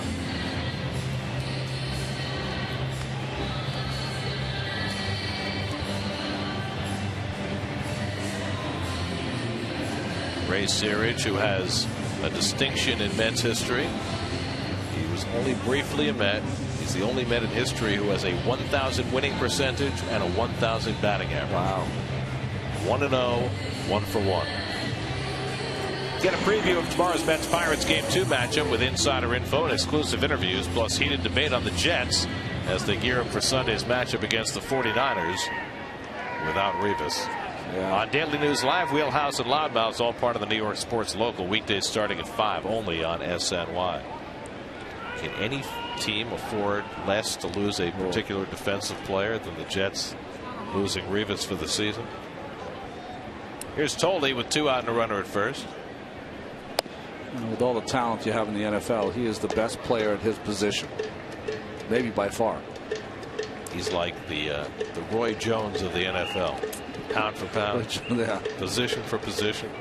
My favorite when I was playing football, because I was trying to be like him when I played defense, was Mike Haynes. Remember that defensive back with the long arms and legs? Built a lot different than the defenders are today. If I were you, I would have settled for just being like Rich Diana. That's right. That's what I should have done. SDB in the Ivy League. That's right. There goes Tejada. McHenry's throw is a good one, right on the money to get him. And Tejada's caught stealing 2-6 to end the inning. But the Mets grabbed the lead in the 4th inning. Ike Davis on 3-1, got one the other way and took it the other way. 29th home run of the year for Davis, and the Mets post Mejia to a 2-0 lead.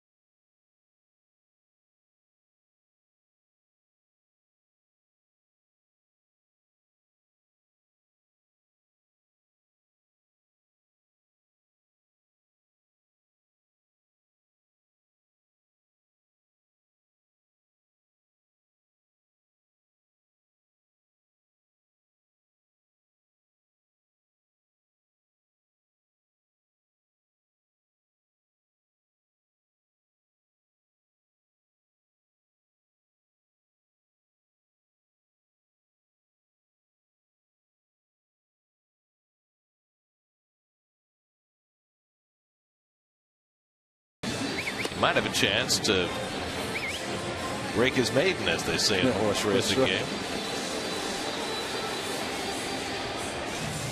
It'll be 8, 9, and 1 in the order for the Pirates. Mike McHenry, the pitcher's spot, and then Alex Presley in the top of the 5th. Barry Collins said coming into the night that Mejia would be on a limit of somewhere between 90 and 100 pitches. He's at 83 as he starts the 5th inning. He's walked 2, he's struck out 4, he's run an enormous number of deep counts. This is always such a fascinating inning for a young pitcher. I mean, you know, you try not to think ahead, but you realize you have a win. I mean, you're winning. You realize this is probably your last inning. You know why? Because everyone talks about the pitch count. You read about the pitch count. So you know you only have 90 to 100. But you can't wish yourself through an inning. You've got to pitch yourself through it. Smallish glove for Mejia. Usually you see pitchers with a little bigger mitt than that.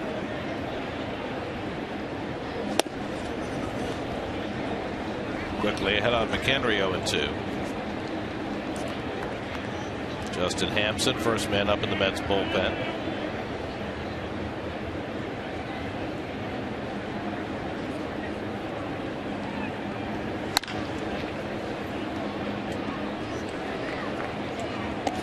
Well, the St. Louis Cardinals are in Houston tonight, a chance to stretch their lead to 3.5 games for the second wild card spot. Yesterday, Pete Kozma hit his first major league home run against the Cubs. Tonight, Pete Kozma has his second major league home run. He's the guy that brought up for to be a defensive shortstop. A light hitter. Now he's gone deep twice. Murphy pulls it in inside the line to retire McHenry for the first out. So it's 3-0 Cardinals in the second inning. Michael McHenry with his own bat.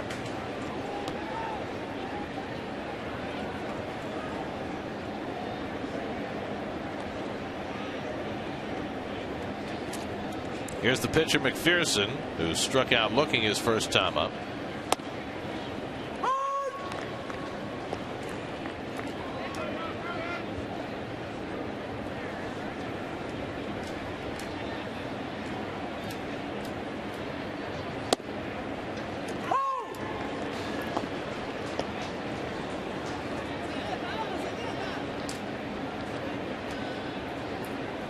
Mr. Matt chilling.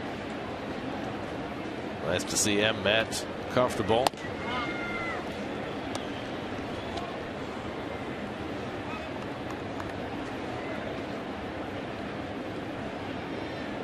Alex Presley, the on deck hitter.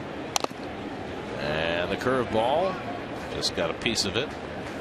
And McPherson stays in there at 1-2.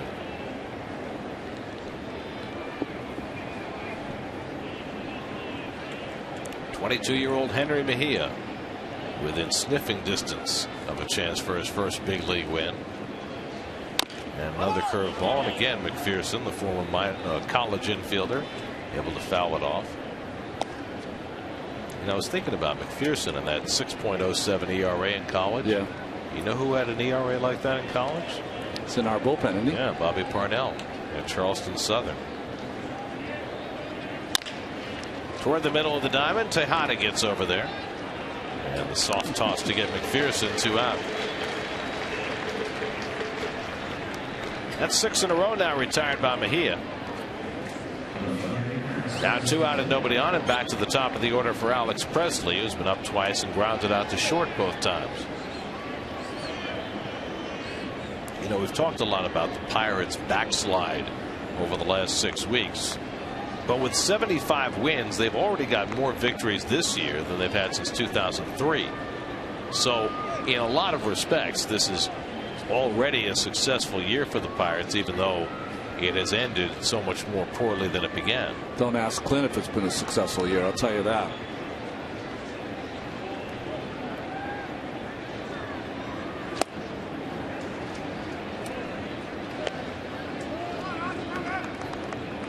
What was the movie with James Caan, The Gambler? Classic line. They don't pay off at halftime. Yeah, right? Curveball back toward the middle, and that's a base hit for Presley. So the Pirates have their 4th hit off Mejia, their first since the second inning. And a speedy runner aboard with 2 down. Well, the Pirates were one of the elite teams in the National League through the 70s, again in the late 80s and early 90s.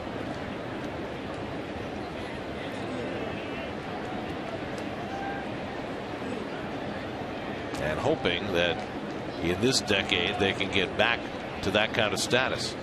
Here's Josh Harrison, who's been aboard twice, infield hit and a walk. One thing's for certain, they've got one of the prettiest ballparks in baseball. And the fans just this summer started coming back, not in droves, but certainly their attendance started to improve as they rollicked through June and July. Fly ball out to right field. Lewis is there, and that retires the side. So Henry Mejia has thrown the 5 innings he needs to qualify for a win. Strong outing for Mejia and a 2-0 Met lead halfway through.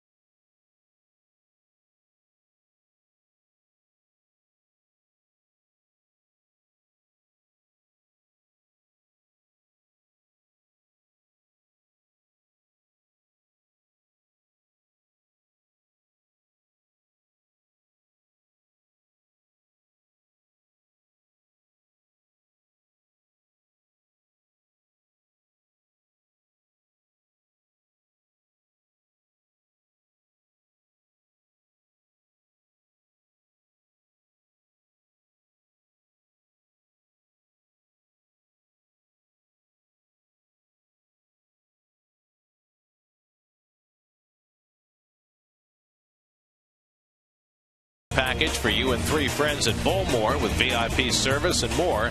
It's the SNY Sunday Fun Day Sweepstakes presented by Boomer Esiason Stadium Grill at Bowmore. To enter, visit Facebook and like SNY today. Josh Tolde will lead off, trying to deal with an unidentified flying object as he steps in to start the bottom of the 5th. And a special guest appearance tonight at the ballpark by Joanna Darling. With her friends Gary and Michael, paying attention to the game. Just doing exactly what I think she would be doing. Looking at her texts, not watching the game. I believe this is her season debut. Yes, it is. It is. Better late than never. That's funny. 1-1 to Tolde. I'll tell her good news, bad news. You're on the TV today, but it looks like you were sleeping during the game. No, there she is. She's alive. Unless she's sleep talking. There we go. Now you get the full picture. She's got her chapeau on tonight. It's very lovely. Very Parisian.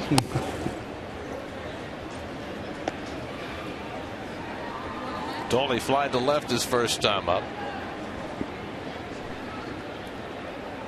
Jordani Valdespin out on deck to bat for Henry Mejia, whose work is done after 5 scoreless innings. And the changeup misses from McPherson. 3-1. Valdespin. Behind him is Fred Lewis.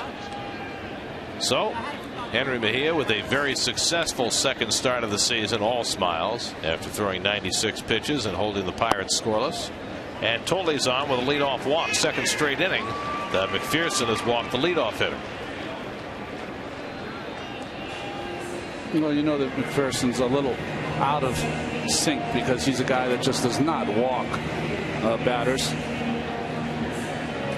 That is Jeff Karstens, who has been one of the Pirates starters, but he's been on the shelf and trying to work his way back. And now up in the bullpen as Ray Searage pays another trip to the mound.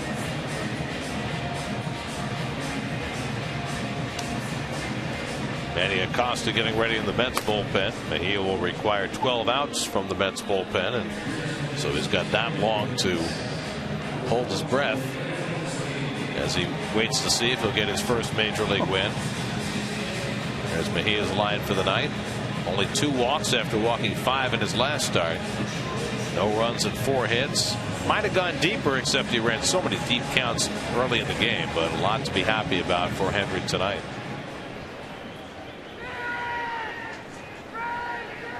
So McPherson stays in to face Valdespin, who's batting for Mejia. Any chance of a bunt here, Gary, as they try to maybe play for a run, build up that lead? Then I would have used Dickey to pitch it. That's right. Right. Valdespin 8 for 39 as a pinch hitter, just over 200, but 5 pinch hit home runs among those 8 hits. And up there ready to swing, he takes the curveball for a strike. Especially this time of year, this late for both ball clubs, playing out the string, you want to really see these guys swing the bat. So many questions surrounding Valdespin and his future. He's had his highs, but he's also had his lows. Been asked to play unfamiliar positions in the outfield and has struggled there at times. Swings over that good curveball by McPherson, and it's 0-2. 2 curveballs in a row, 1 for a strike, and this one out of the strike zone. Took a little off that. Took a little off. You can see how that gets those 2 fingers on the outside part of the ball to get that thing tumbling.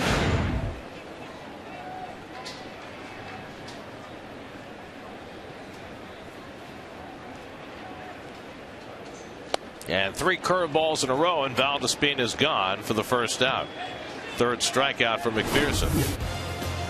Well, you can see the grip as he lets it go. His hand is on top of the baseball, fingers on top of the baseball. Here's the Coors Light freeze cam. Even though his arm's out to the side at a 45-degree angle, his fingers and thumb under the ball, fingers on top of the baseball to get that curve. You know how ball players sometimes think there are 3 out when there are only 2? Yes. Somebody in our truck thought there were 3 out when there was only 1. Here's Fred Lewis, who's 0 for 2. I was wondering where that music came from. Lewis is lined to left and grounded to short, 0 for 2. making his third start for the Mets, is being called up. I thought I had my chance to take it to break. It was nice. Karsten's the right-hander. Takahashi, the left-hander, up in the Pirates bullpen. Lewis hit .293 at Buffalo this year. High on base percentage, 13 home runs. He was the Bison's MVP this year. And he lines a base hit into right field. Tolle pulls in at second, and the Mets have 2 men on. Hit number 4 for New York against McPherson. Well, remember, he hit a bullet up in his first time at bat right at the left fielder. This time with the ball down and in.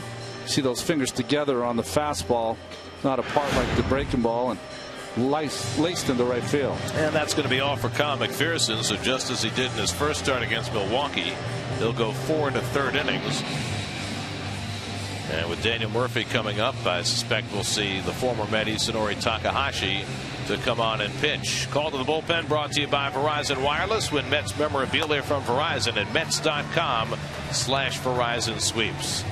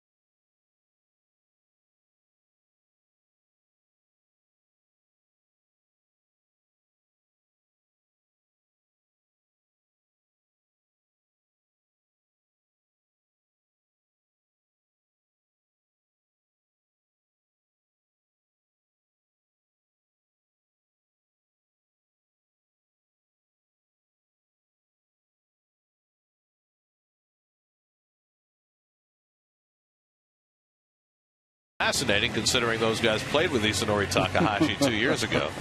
Well, maybe he's changed a little bit after coming over from the Los Angeles Angels, but with Takahashi, what you're going to get, and now he has struggled with them so far, is you're going to get a steady diet of curveballs, sinking fastballs, and changeups. That's his career. It's his season numbers with both the Angels and the Pirates. His ERA as a Pirate is over 11. Kyle McPherson, 4 1/3 innings, 83 pitches. Allowed 4 hits and 3 walks, 3 strikeouts, 2 runs so far. Leaves with 2 aboard as Murphy steps in. Murphy singled to right center and then fly deep to left, 1 for 2. One thing about Takahashi, he was never particularly adept at getting left-hand hitters out. Yeah. Not really a left-handed specialist per se. There are the numbers from McPherson. I just remember those 2 starts against the Yankees when everyone else had trouble going against them. 6 shutout innings 2 times. Well, Takahashi was in 53 games for the Mets in 2010. He made 12 starts, and then later in the year he worked as the closer and saved 8 games. Really had a fine season, but the Angels offered him a multi-year contract. He took that. Had a very good year last year with the Angels, 61 games out of the bullpen. Not so good this year. And Murphy lifts one to left. Presley back a few strides, and that's the second out. Pirates got Takahashi on waivers from the Angels in late August. Surprised he went that many teams through as Clint Hurdle makes his way out there again. Yeah, that means the entire American League passed on. Yeah. So Takahashi faces just one batter. Jeff Karstens will come out of the bullpen to face David Wright. Pitching change for the Pirates. 2-0 Mets in the fifth. We'll be right back.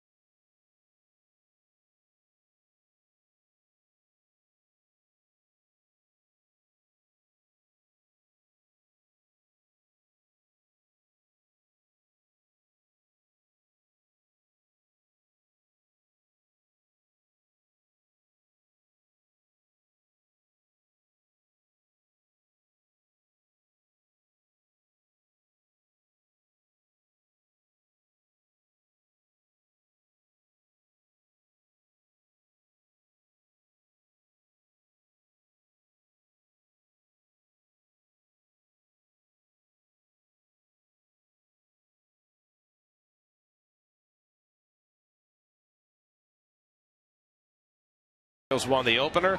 Blue Jays lead the nightcap 4-3 in the fifth, and the Cardinals trying to stretch their lead in the National League wild card race up 3-1 on the Astros in the third. Jeff Karstens on in relief for Pittsburgh. David Wright, the batter, takes a slider well out of the strike zone. Well, Karstens started his career with the Yankees, came over to Pittsburgh, 5-3 in the rotation, 5-4, sorry, in the rotation this year in 15 starts, but had to leave a start with right hip flexor discomfort at the end of August. Came back on Wednesday to make a relief appearance, his first outing in September, and he falls behind on Wright 2-0. Karstens was part of that fine starting pitching that the Pirates had for the first half of the season. They were leading the league in starting pitching for a while. Tolley at second, Lewis at first with 2 down. Wright 2 for 5 in his career against Karstens. They had Charlie Morton, James McDonald, Karstens, Eric Bedard.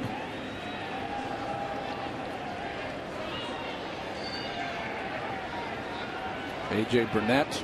They all pitched well early. David lines a base hit through the hole. Tolley around third, heading home. Presley bobbles the ball, so Tolley scores easily. Lewis goes to third. David Wright with an RBI single, and it's 3-0 New York. RBI number 85 for Wright, tying it with Ike Davis for the club lead. And he's now just 2 hits behind Ed Kranepool. Well, nice hitting by David, getting that through that hole. And you can see this was going to be a close play if Presley came up with the baseball, but it took a big hop, hit him on the heel of the glove, and the third run for the Mets.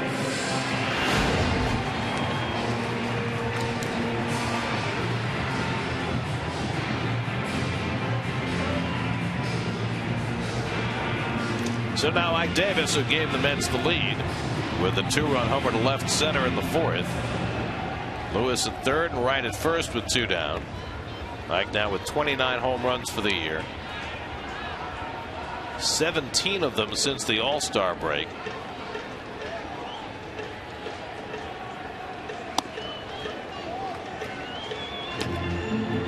Finally, no error on that play. I guess. I mean, wouldn't you give him an error allowing Lewis to go to third? Exactly. Lewis wasn't going to go there.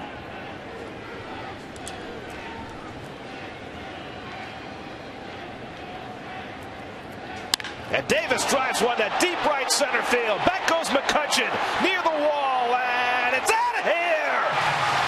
Number 30 for Ike Davis, a 3-run shot, and it's 6-0 New York.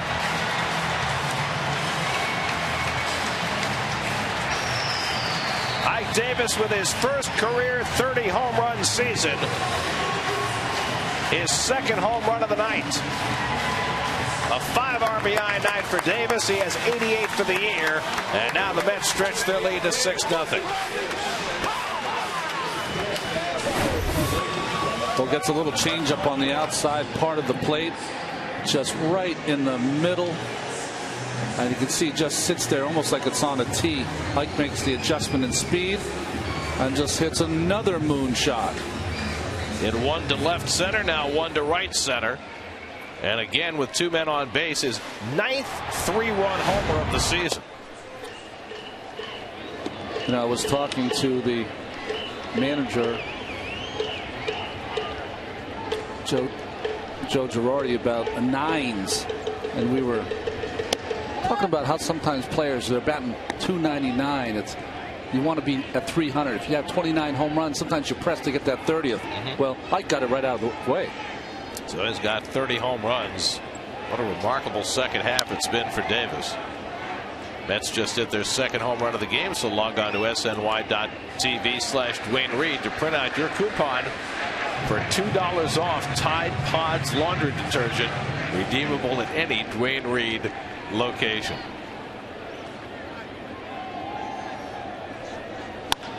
Hairston pops one up. McCutchen coming on. And that retires the side, but the Mets put up a 4 spot in the 5th inning. David Wright with an RBI single, and then Ike Davis unloads for the second time tonight. 6-0 New York after 5.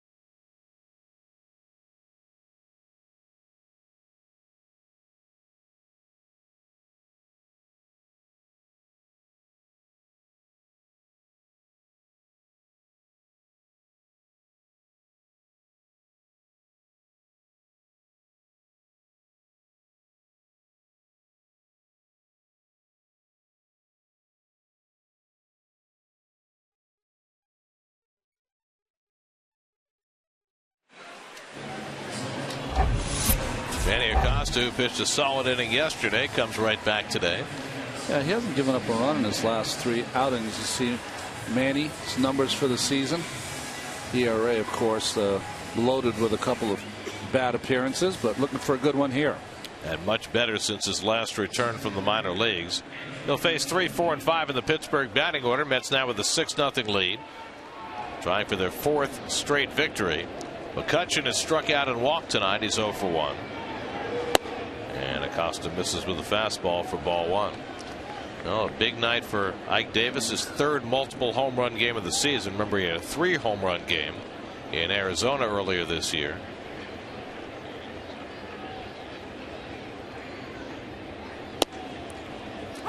You know, going into the season, it was one of the aspirations for the Mets to have their big guys, Duda and Davis, challenge for 30 home runs. Duda's gotten about halfway there, but Ike, despite that dreadful start to his season, is there now. Right with a neat pickup by the wide throw, and Davis stays on the bag. Nice footwork by Davis to get McCutchen. Well, I think that it's hard to put a number on it, but I don't think we realize how many errors and misplays that Ike Davis saves, not only with picking the ball in the dirt, but that adept footwork of coming right across the bag into foul territory to make that play. It's not easy. So 1 out and nobody on. Now Garrett Jones, who's 0 for 2, struck out and grounded into a double play.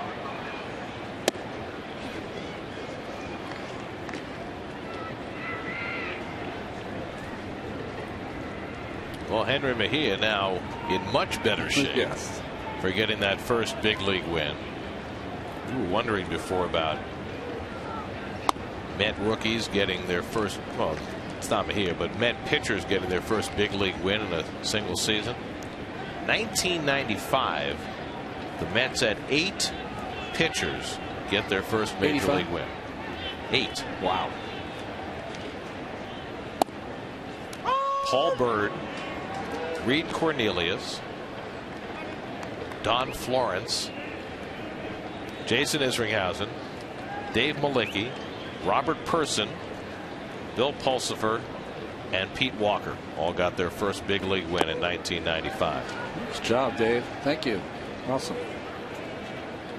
Yeah, Florence was the one I didn't remember either. That was his only year in the big leagues. But he went 3-0. Who knew?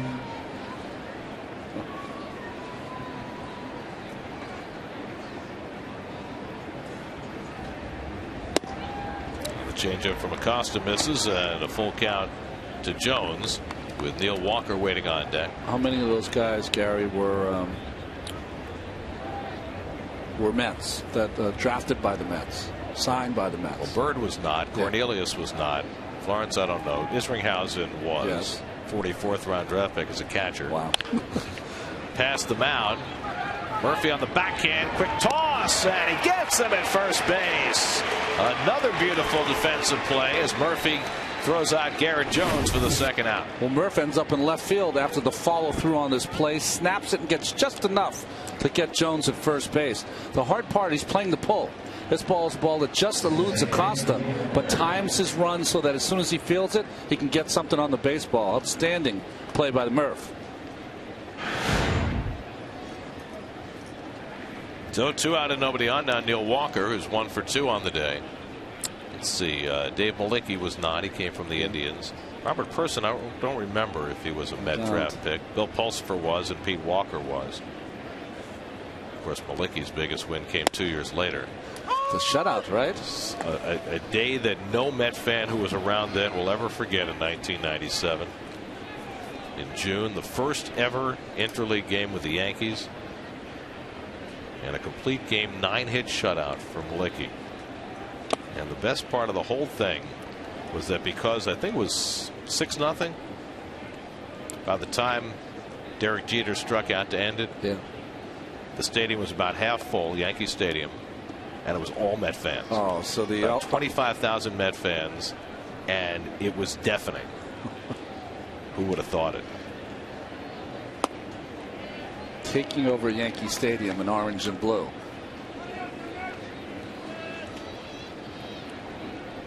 I believe my call at the time was the Mets have written their names on the wall. We did. Very nice. Swing and a miss. Good fastball by Acosta. 2-2. Robert Person was drafted by Cleveland. So I think Paul Byrd came from Cleveland. Dave Malicki came from Cleveland. Reed Cornelius, I think, came from the Expos. Yeah. Wow. Reed Cornelius is, isn't he the bullpen coach for the Expos? Yes, he is. I mean, he was.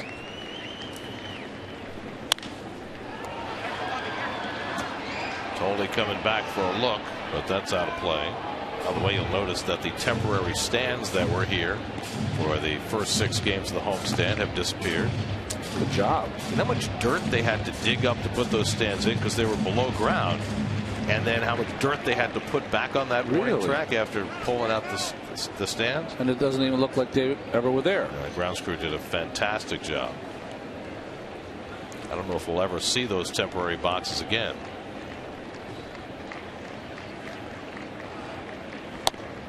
Just inside and a full count to Walker. Of course, those were used to experiment for the sight lines to see if they'd be feasible to use for the All-Star game next year when every seat will be precious. That's right. Not only the All-Star game, but the Home Run Derby the day before. And that just missed ball 4, and so Acosta issues a 2-out walk to Neil Walker. Well, you look at Manny, of course, head on here. Simple leg kick, not too high. Brings the arms down. The arm drops and straight over the top. You don't see many pitchers pitch more over the top than Manny Acosta, and that gives him like follow through. So 2 out and a runner at first, and now Gabby Sanchez the batter. Sanchez has taken a call, 3rd strike, and grounded out. You know, I was just thinking with the Home Run Derby coming to Citi Field next year, if you were a fan, yes, and you wanted to catch a ball in the Home Run Derby, what would be the best place to sit? That's an interesting question. I mean, the city deck, you know, the Party City would be a good place to go, but I think that would turn into a rugby scrum out there. I would say that, to me, when I look around the league, National League power, Stanton guys, Hamilton from the American League, Cabrera, it's hard. So you got guys from both sides. Cano. So you got lefties and righties. I know I wouldn't sit, and I think, you know, in between the Pepsi porch and the Models, you know, there's very little room in there. The Pepsi porch would be a really good spot to be. But so would the stands in left field behind the Party City deck. Because, you know, those guys hit a lot of very long home runs. In fact, even that second deck in left field might be visited by a few. Oh, yeah. I mean, you know, the pitchers are throwing, what, 50, 55 miles an hour right down the middle like BP. And hopefully, you know, I'm sure David's going to have another great year next year, but they won't do what they did to the Kansas City Royal and not pick someone from that team. Hometown guy. What about Ike? Well, yeah, of course. Ike's the better choice, yeah. Right? It's a 30 home run guy now. Right. What was it? Well, David, remember when he was in the Home Run Derby and had a tremendous first round with Paul Lo Duca pitching. He didn't hit a lot of home runs after the All-Star break that year. Well, Lo Duca got tired. That's the reason that he lost it. Jeurys Familia and Justin Hampson up in the Mets bullpen.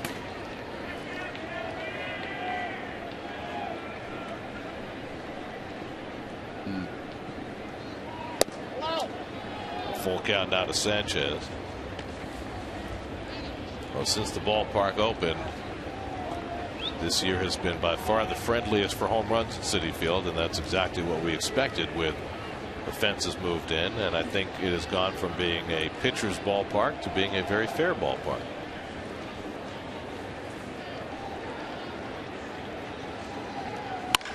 Hit sharply. Murphy with another nice backhand stop.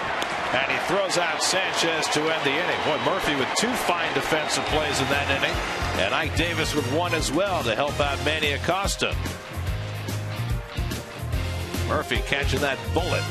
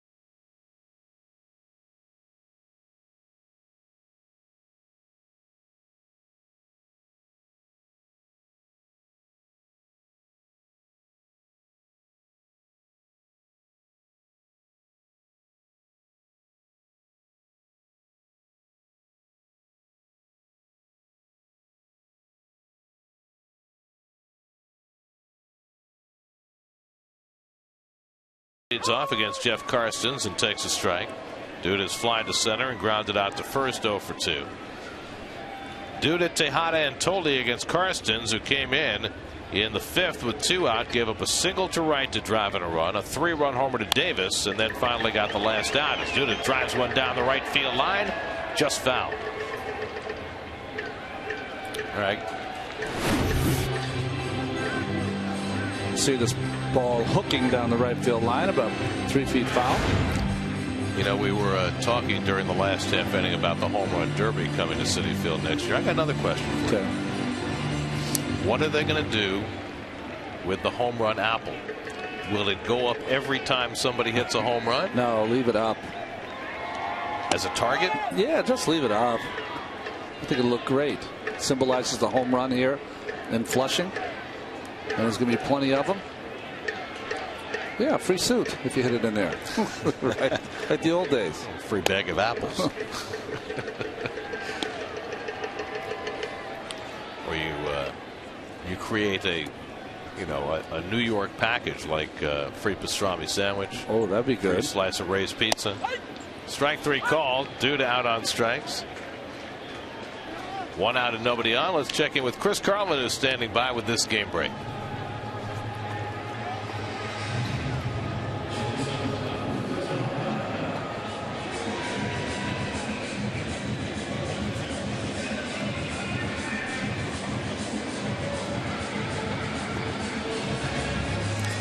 Fielder with a home run in that game for Detroit. Meanwhile, the White Sox trail the Indians 1-0 in the bottom of the 5th.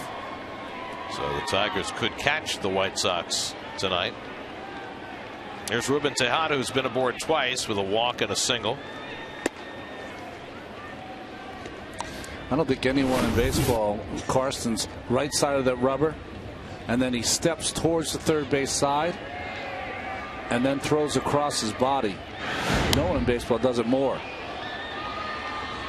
Now, how is that harmful? Because you hear all the time pitching coaches and trainers saying it's not good to throw across your body. I was thinking a couple more. Jared Weaver and Doug Fister both do that because you throw against a stiff front side. So what happens? Remember when Ali Perez was struggling?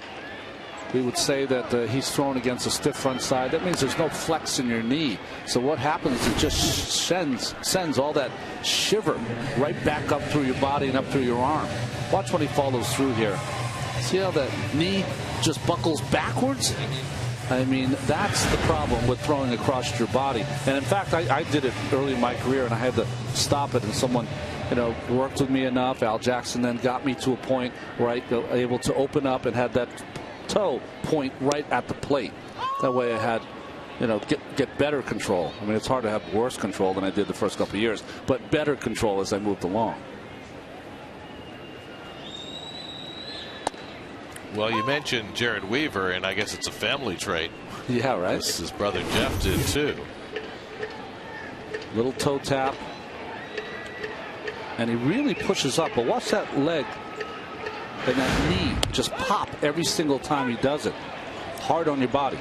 He gets a third strike over to Tolde. 2 strikeouts in the inning for Karstens. On to the 7th we go. 6-0 New York.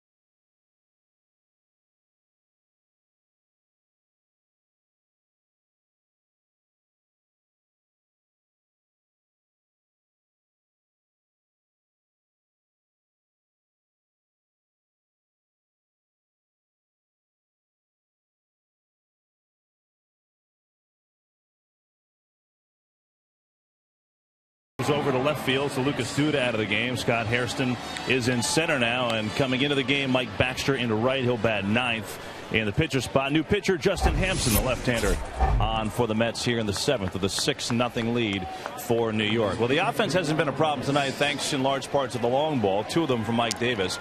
But generally, obviously, in the second half, it's been a big issue for these Mets. And Terry Collins today defending the job of his hitting coach, Dave Hudgens, to me. You know, Terry gave me the feel that he thinks that at times guys have kind of abandoned the strategy. He said, you know, for a year and a half, all we did was buy into getting on base and producing runs. We've got to get back to that. You know, I almost feel like, you know, we've had trouble. We're a little bit afraid of getting behind in the count. And he said, you know, Davis said it time and time again, it's not about taking pitches. It's about getting the right pitch that you can hit and then driving it. It's not just necessarily sitting back there and taking pitches. And, you know, Terry thinks that, you know, when times got tough, maybe guys started to press a little bit. They just abandoned it, went back to some old ways, and those ways worked for this team in the first half. But Terry very much by the job of his hitting coach, Dave Hudgens, says he's work ethic second to none, guys. The Mets went from second or third in on-base percentage for most of the first half of the season to the spot now they're in, where they are 11th in the league for the season in on-base percentage. Well, I think on-base percentage, of course, is incredibly important. Alvarez lifts one to center, and Hairston is there. But simply look around baseball, and unless you have a wipeout staff, every team that's going to make the postseason hits the ball in the seats. They walk a lot, but they hit the ball in the seats. John Roush up next to Jerry's Familia. To just go down the list of every single one. How come Baltimore's having the year they're having? They strike out, they walk, they pitch, they win close games, they hit the ball to the park. Oakland. All they do is strike out and hit the ball to the park. Justin Wilson up in the Pittsburgh bullpen. Yankees, of course. Mike McHenry pops it up. And right squeezes it, 2 out. So 2 quick outs for Justin Hampson. And guys, of course, the Mets were scoring runs at a crazy rate with 2 outs in the first half of the season. That was a huge part, and you just knew it couldn't continue at that rate. Terry Collins also did say, as Marte now, looks like he'll be the pinch hitter. Terry Collins looks at the tape every game. Every day, the next day he comes in the office, he looks at the tape from the night before, and I asked him what he's seen. He said the biggest thing that I've noticed is that guys are swinging at marginal pitches. Not necessarily that they're not strikes, but just pitches that you really can't handle. Almost like you got to let that one go by and wait for your pitch. Starling Marte, the pinch hitter, called up to the Pirates in June, and he's been playing most days, hitting at .253. One of the better prospects in the Pittsburgh farm system.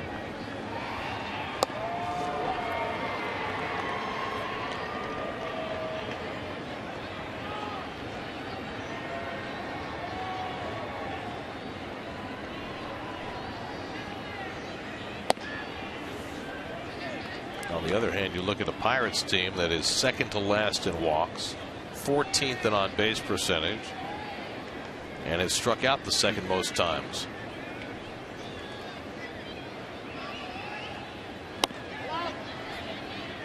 But when they were making their run, when you said that they were one of the better teams in baseball, Alvarez was hitting the ball of the park. Right. Jones was hitting the ball of the park. McCutchen was as hot as a pistol. Walker had big home runs for them. Yep. And a 4-pitch walk to Starling Marte.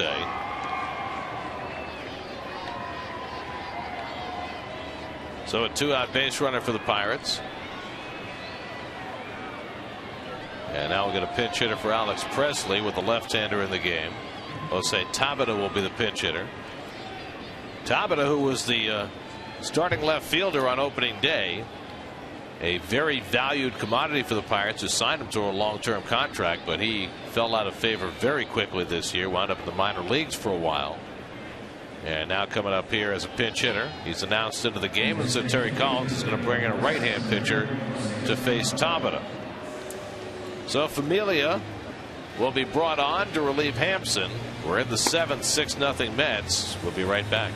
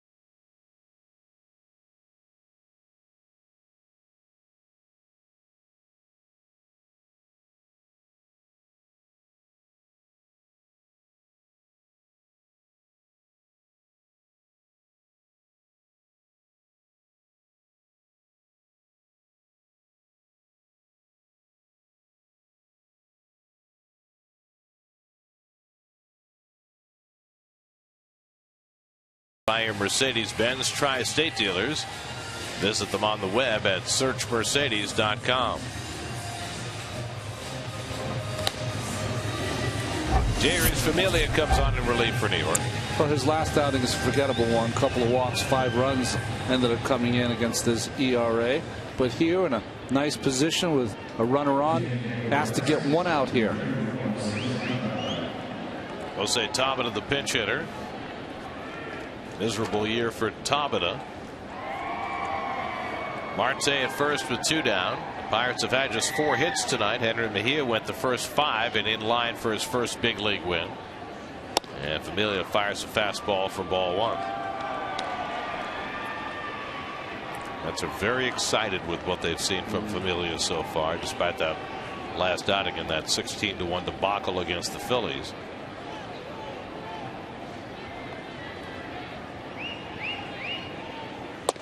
Talk about a guy with 2+ pitches. He just has an electric arm, and he's also a guy that has the ability, once he hones everything down, to come in and use that sinking fastball to get a ground ball when you need it. Certainly don't need it here, but you take it out up by the ground. Marte runs, it skips away from Tolle, and so Marte has a stolen base, running down 6 runs in the 7th inning. Well, that just tells you that Familia right now, Gary, cannot control the running game. See how long he takes? Almost like a full windup from the stretch before letting this ball go. But to tell you the truth, I'd rather him just concentrate on the hitter anyway. 10th stolen base for Marte. So he's in scoring position with 2 down. 2-1 the count to Tabata. And he hits it out to right field where Baxter slides over. And Mike's got it. That ends the inning. So Familia gets his man. 7th inning stretch. 6-0 Mets.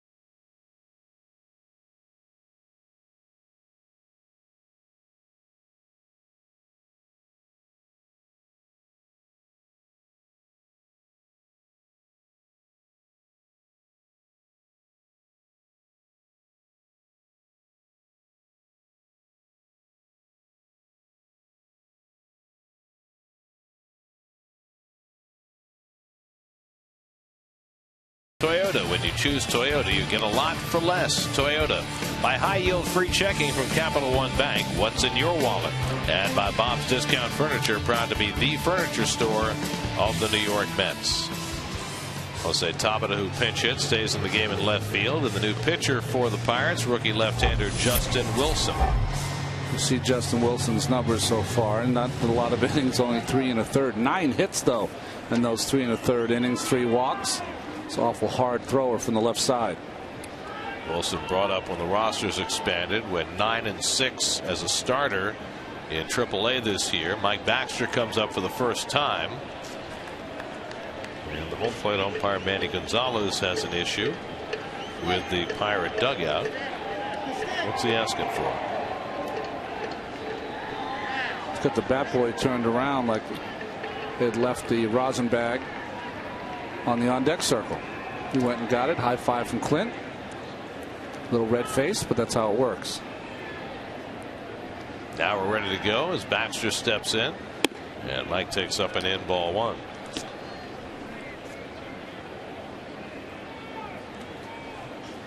Fred Lewis waiting on deck, then Daniel Murphy for the Mets in the home seventh. Mets have gotten 2 home runs and 5 RBIs from Mike Davis tonight to build a 6-0 lead. Baxter brought on for defense in the last inning.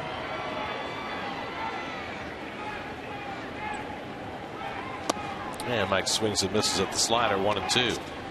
Justin Wilson out of Fresno State in 2008 in the deciding game of the College World Series. He was the winning pitcher against Georgia as the Bulldogs won it all.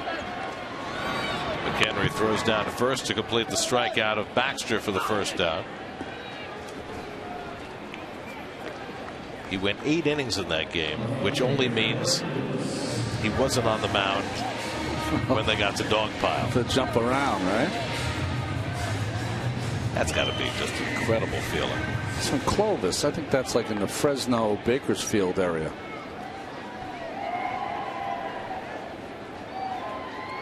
Fresno, California, raisin capital of the world.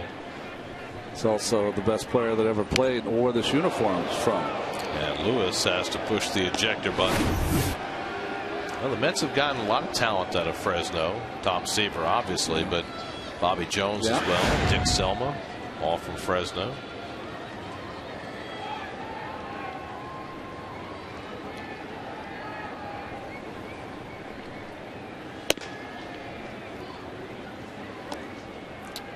Was it Chris Schwinden who went to Fresno Pacific? I think so. Chris, who made the trek through baseball this year. Waived by the Mets, wound up in 3 different organizations, and then bounced back to the Mets in a whirlwind month. You know, you only hear about the stars in baseball. You forget about all those little stories of someone that's uprooted like Chris was all summer long. Wilson behind 3-0, and Lewis takes a strike. Lewis 1 for 3, single to right, scored a run his last time up.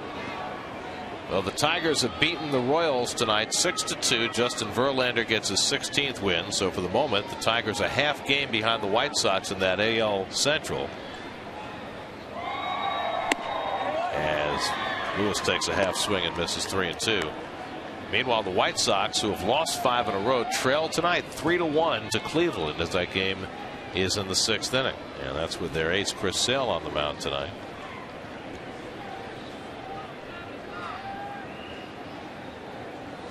Lewis down on strikes, so Wilson comes back from 3-0 to get Willis.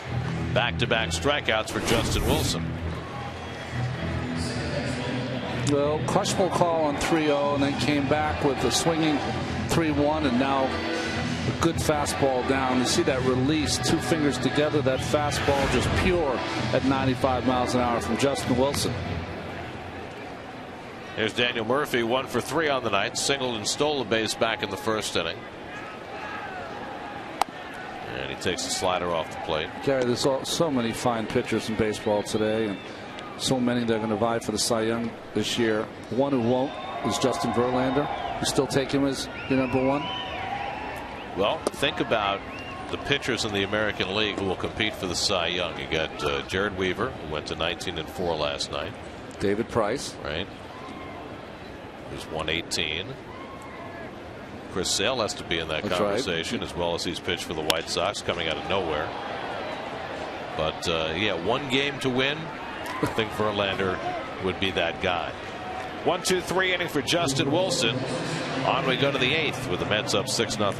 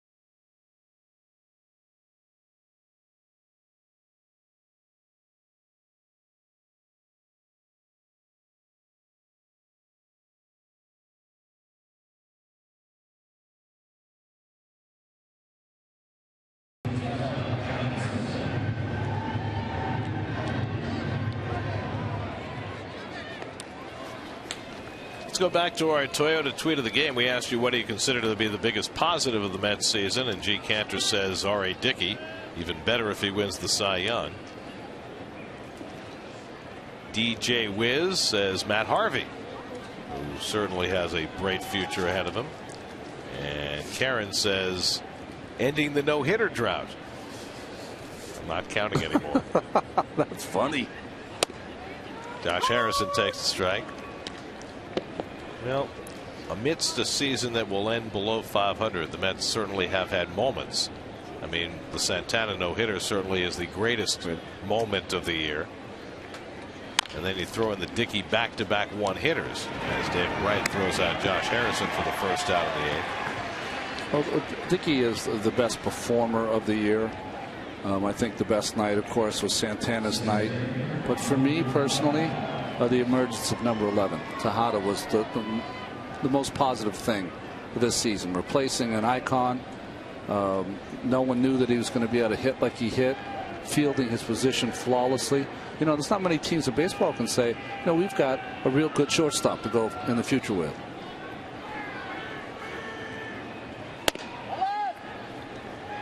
Well, I can understand the person who tweeted in about Matt Harvey, because I think what Matt represents is not just the fact that he looked like a big-time pitcher and maybe even a potential staff ace, but that he represents the leading edge of what the Mets hope to be a big influx of good young pitching, which includes the guy on the mound right now, Familia. And certainly the Mets fans will be thinking about February and March and Zach Wheeler taking the mound for the Mets in Port St. Lucie. And even though Zach may not begin next year with the club, certainly he is considered the brightest young pitching star on the horizon.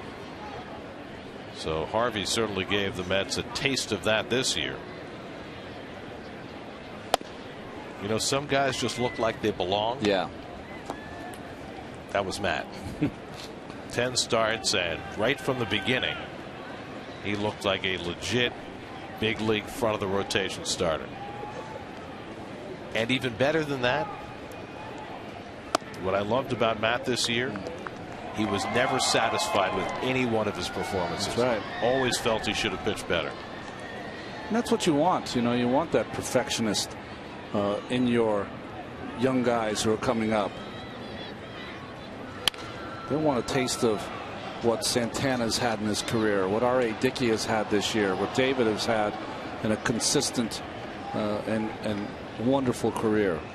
That's what you aspire to.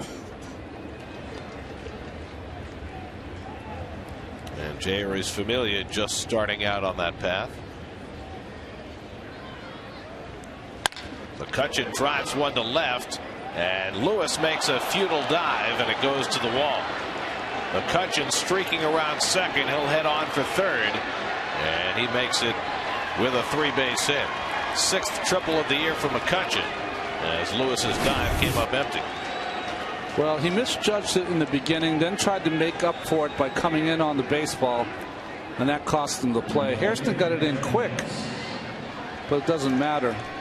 With my apologies to Familia, I could watch McCutchen run all day long. Once it gets through, he has another gear and then hits second, and that's 5th gear now. So a triple for McCutchen. He's at third with 1 out. Mets make a pitching change. Robert Carson coming in. We'll be right back.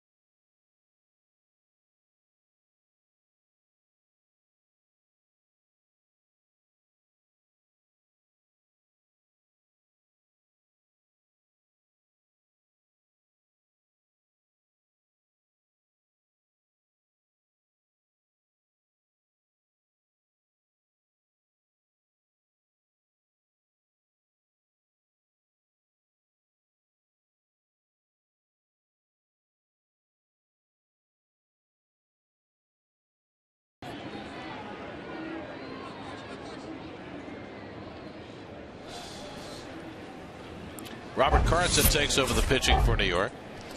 Well, you see Robert's numbers on the year as he's established himself as a guy that, boy, is another bright young arm. Garrett Jones swings and misses at the fastball. Interesting at the bottom of the ledger there for Carson, and it's only a small sample so far, is that he's got better numbers against right-hand hitters than he does against left-hand hitters. That's just a little hard work and tightening up that breaking ball. Quickly ahead 0-2. I mean, just easy 97. Like it was nothing. Game 2 of this series tomorrow night. Colin McHugh makes the start for the Mets. Veteran Wandy Rodriguez goes for the Pirates. Mets and Bucks 6:30 tomorrow night on SNY. And Jones pops one up in foul ground. Right comes over near the railing, but it's in the dugout. Mets, of course, playing the infield back with a 6-0 lead. So if the Mets want to keep their shutout intact, a strikeout would be recommended. McCutchen at third with 1 out. Mets have had 12 shutouts this year, and all of them in games started by Dickey, Santana, or Nice. Of course, Dickey has 3 complete game shutouts all by himself. He's got the most complete games in the National League, most shutouts, most innings, Best ERA, most strikeouts.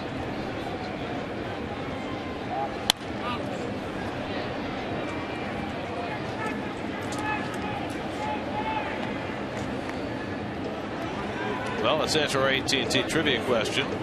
We asked who was the last Pirate to win a batting title and hit 30 home runs, and that was the Cobra. That's right. All at 6'5" and about 245. Could fly. Could do everything, couldn't he? Had a great arm. Oh, fantastic arm.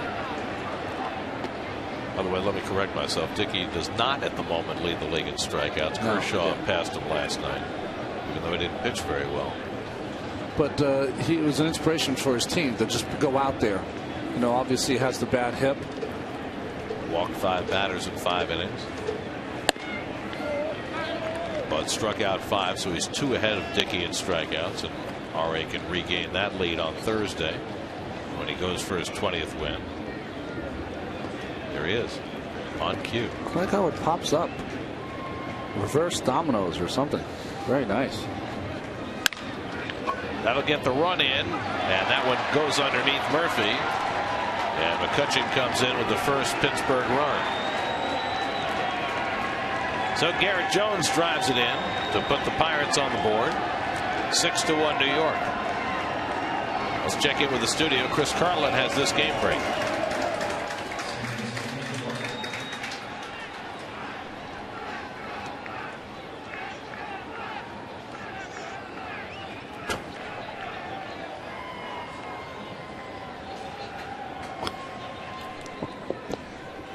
He should go into the circus. That's right, the juggler.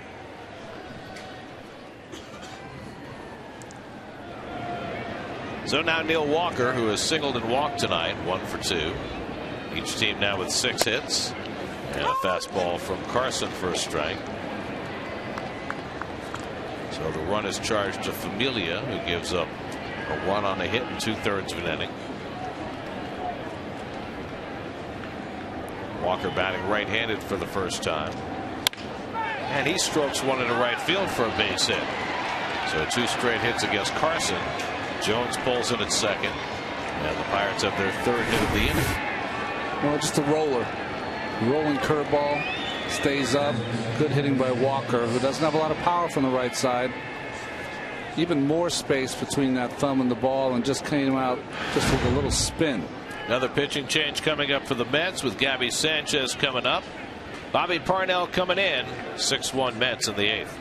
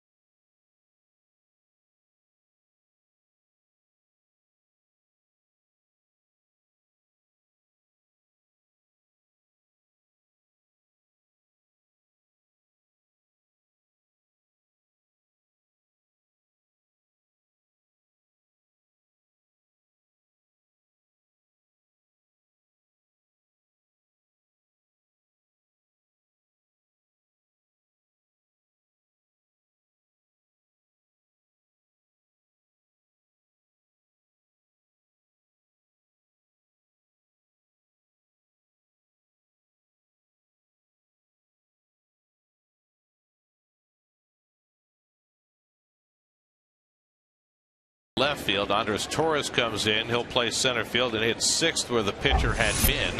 And Bobby Parnell goes in the 1 hole as Fred Lewis came out of the game. Bobby's been racking up the wins, 5 wins on the season this year, and a 2 ERA since June 14th. Got the win yesterday, worked a 1-2-3 ninth, and was in the right spot when Ruben Tejada drove in the game-winning run. Comes in to face Gabby Sanchez with 1st and 2nd and 1 out. A run in for the Pirates in the 8th. Sanchez 0 for 3 tonight. Robbed of a hit on a great play by Murphy his last time up. And Bobby starts him off with a curveball that misses for ball 1. Jones at 2nd, Walker at 1st with 1 out. Sanchez 2 for 8 against Parnell with a home run. Sanchez has numbers against just about every Mets pitcher, and most of them are awfully good.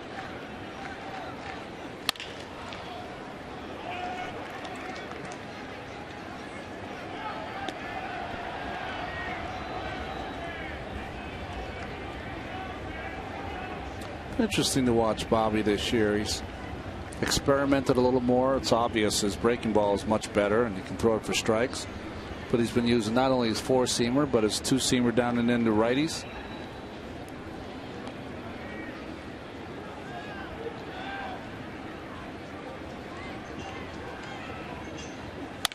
Sanchez hits a double play ball down to Davis. Tejada with the turn. Parnell covers. 3-6-1 double play. Side retired. Nicely done all the way around. Mets turn their 2nd double play of the night. 6-1 New York.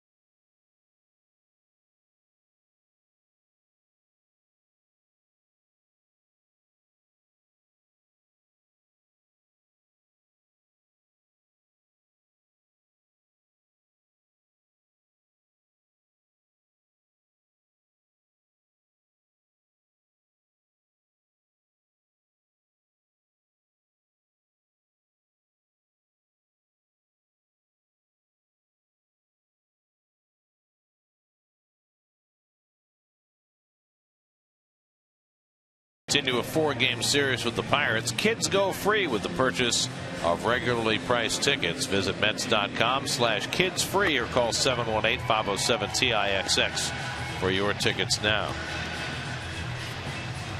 Who needs TV? Make your own video. Chris LaRue is the 5th Pittsburgh pitcher of the night. Well, with the French name, was born in Montreal and was raised in Mississauga, Ontario. Same home of Joey Votto. And Wayne Gretzky. Gretzky, he's from Mississauga? I always thought he was from Brantford. Maybe he was. I don't know. Same area, though. Same part of the world. Yeah.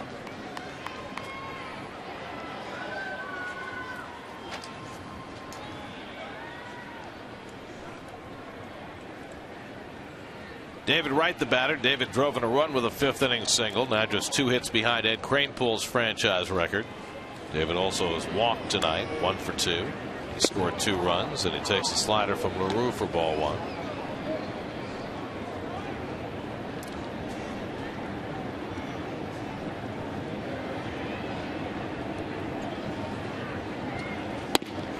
Boy, from that view, you can really see that he's not a complete side armor, but he really comes 3/4, does LaRue. And that ball seems to start behind David. LaRue started his career with the Florida Marlins, put in time with them in 2009 and 2010. Came to the Pirates on waivers, and he's been back and forth between Pittsburgh and the minors ever since. Pitched at Winthrop University in Rock Hill, South Carolina, just across the border from Charlotte. 3-1 to right. Watch this view here from the side. You can see this entire number 63 as he really closes that front side and lets that ball go. David lifts one out to right center, and Garrett Jones is there. And that's the first down in the bottom of the 8th. And now Ike Davis has a chance to do something that no Met has ever done in the 51 years the Mets have been playing baseball. In all that time, no Met has ever hit 3 home runs in a game at home. Not at the Polo Grounds, not at Shea, and not here. We've had a no-hitter. Why don't we kill 2 birds with 1 stone this year? Come on. Mets have had 8 players hit 3 in a game, but all on the road. And Ike did it earlier this year in Arizona. Tonight, a 2-run homer in the 4th. He hit it to left center. And then in the 5th, a 3-run homer to right center. Rick Vandenherk on your right. Jason Grilli on your left. Ike already with a career best 5 RBIs tonight. And he takes the slider inside, 2-0. Well, it would almost be on his way to a cycle of home runs, right? 2-run, 3-run. Chance for a solo shot here.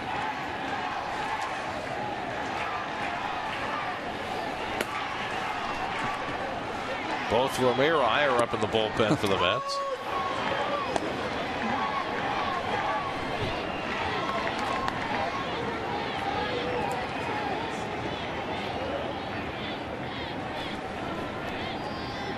Now the 2-1 from LaRue. And the breaking ball stroked out to left field, and on comes Tabata to grab it. 2 out. So I will settle for 2. Now Scott Hairston, who's 0 for 3 tonight.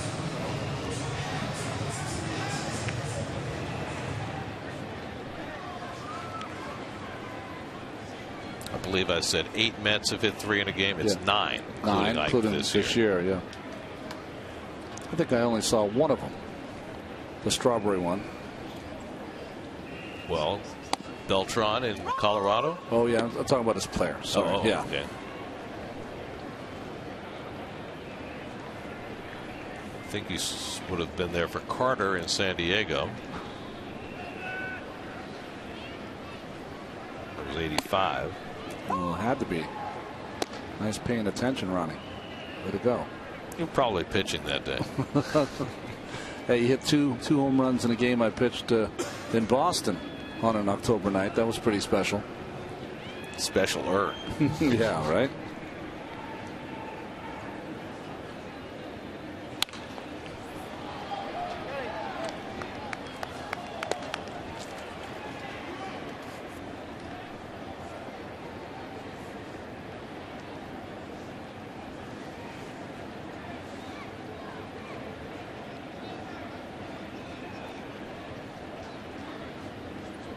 Now the 0-2 to Hairston.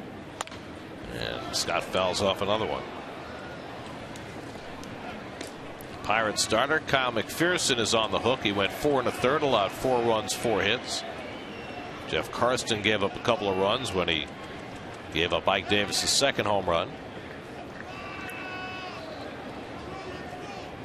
Pirate bullpen since that home run has retired 9 in a row. In the 9th inning, Pittsburgh will have Alvarez, McHenry, and the pitcher's spot due up. Mets are still without Frank Francisco, who's battling elbow tendonitis. You would think at this point that they would shut him down for the year, but because there's no structural damage, it's just a matter of, I guess, pain tolerance at this point for Frank. No, I personally wouldn't It's just my opinion now. I wouldn't take a chance, only because if you have any pain, how do you stop the pain? Sometimes you throw a little different way so it doesn't hurt as much. Right. And in that way it can hurt your arm.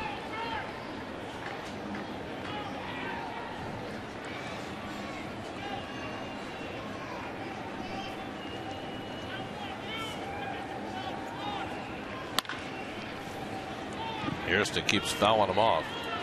They've gone to the 8th inning in the south side of Chicago. Cleveland 3, the White Sox 2. Adam Dunn with his 40th home run tonight for the White Sox. And if history's any guide, he'll stop right there. That's right. He's always a 40 Dunn. He's the second, pardon the pun, to get to 40 tonight. Curtis Granderson hit his 40th for the Yankees, who are cruising in Minnesota. What else is new? 2-2 now to Hairston. So the White Sox might well fall into a first place tie with the Tigers unless they can rally. Meanwhile, Baltimore, second game of their doubleheader, down 9-4 to Toronto in the 8th. And Hairston hooks one out to left. Back goes Tabata to the warning track to run it down, and that retires the side. 1-2-3 inning for LaRue, and on we go to the 9th. Mets with a 6-1 lead.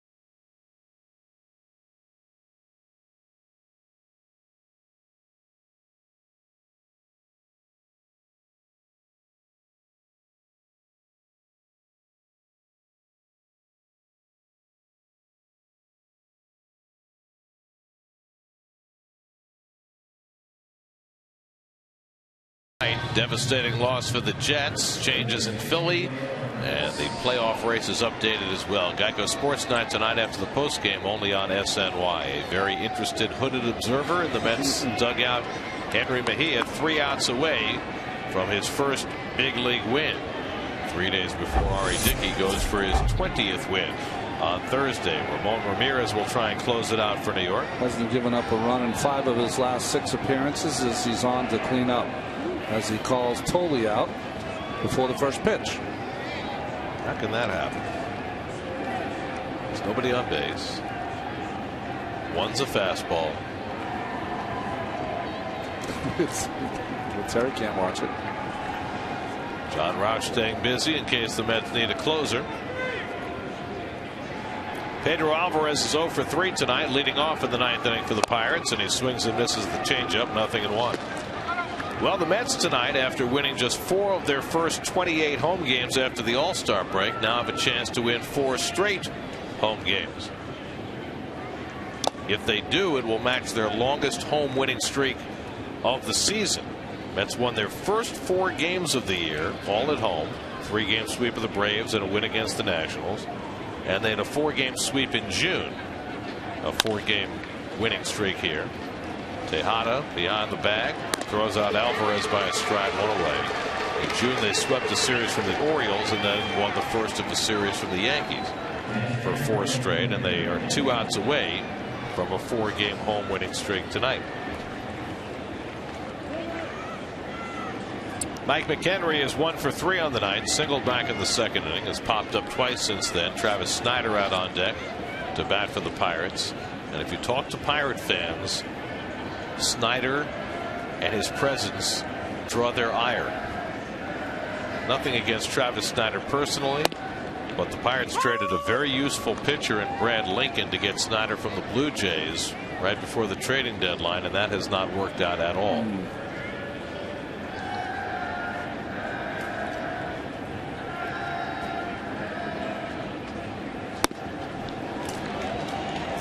Ramirez quickly ahead on McHenry, 0-2.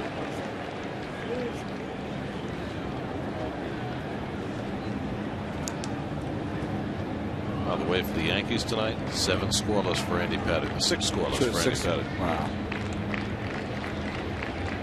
How did he do it? Now 11 innings coming back in 2 starts. No runs allowed because the minor leaguers were done. He only pitched simulated games, coming back from a broken leg. It's just too easy. You know what it reminds me of? David Cohn coming back from the aneurysm. That's right, 96. 6 no-hit innings. Well, they also had a double-digit lead in that year and gave it up, and Cohn came back and went 6-2 down the stretch.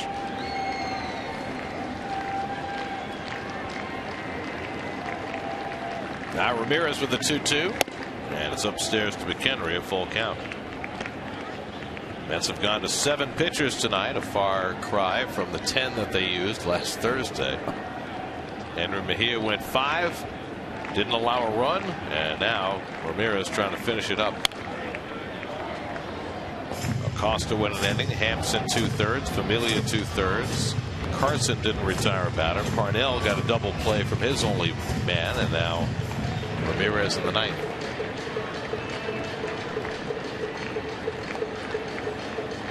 Again, the 3-2 to McHenry, and it's too high for ball 4. And so the Pirates have a 1-out base runner. 5th walk for Met pitching tonight. Let's see what's coming up on WB Mason post-game live. We'll check in with the studio. Chris Carlin and Bobby Ojeda, guys.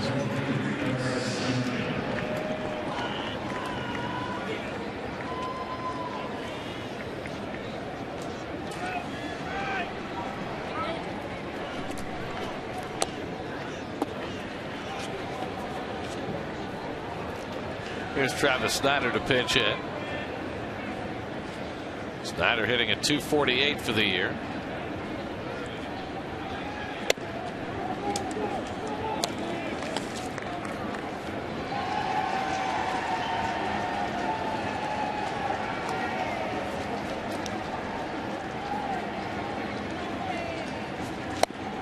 And a good changeup by Ramirez, 1-1. Snider just 24 years old. First round pick by the Blue Jays in 06. And a couple of cups of coffee with him. Never quite has established himself at the big league level.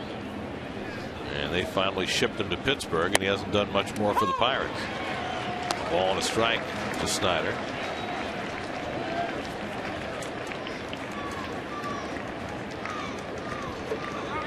McHenry not being held on in a 5-run game.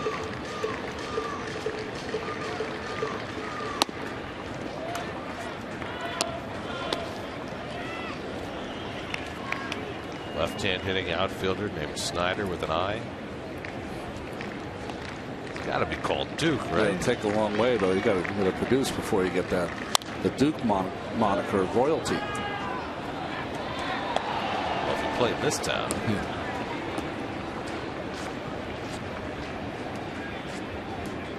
Jose Tabata on deck.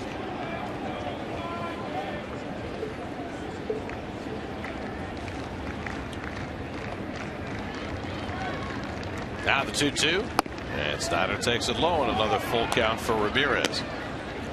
He should just start his at-bats at 3-2. That's right. Well, the danger is that the only way teams can come back from this kind of deficit are walks. got to be aggressive. Swing and a miss. He got him with the fastball. So Ramirez fans Snyder for the second out. Good job. Going right after him. 3-2. Threw it right by him after all those changeups.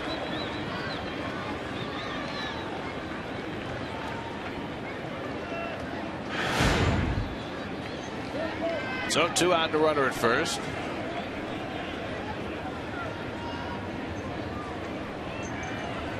And now here's Jose Tabata with the Pirates down to their final out. McHenry runs as Tabata takes a strike. McHenry on second on defensive indifference. Tabata came in as a pinch hitter in the 7th and flied out.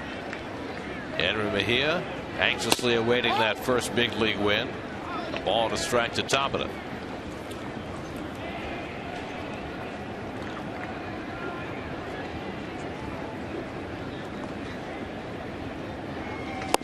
And he waves at that one, and now the Mets are 1 strike away. Good slider here by Ramon.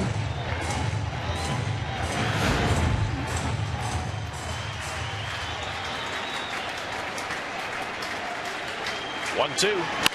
Line. Murphy can't get it. Base hit. To third goes McHenry. He'll score easily. It's an RBI single for Tabata. And now it's 6-2 New York.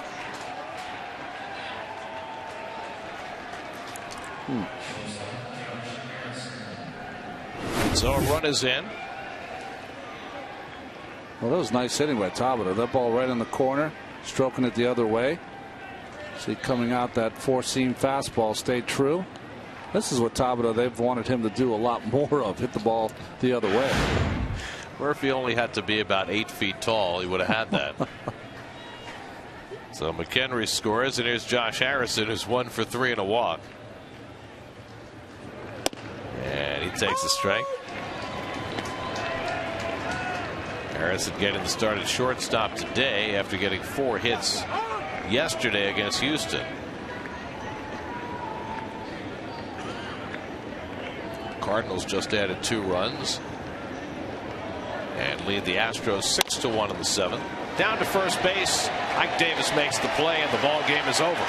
Mets have their 4th straight win, and Henry Mejia has his first major league victory. 5 scoreless innings for Mejia, 2 home runs and 5 RBIs for Ike Davis, and the Mets beat the Pirates in the opening game of the series 6-2. Well, congratulations to Henry Mejia and Ike Davis. Keep getting on. 2 more home runs today, 2-run home run and a 3-run home run.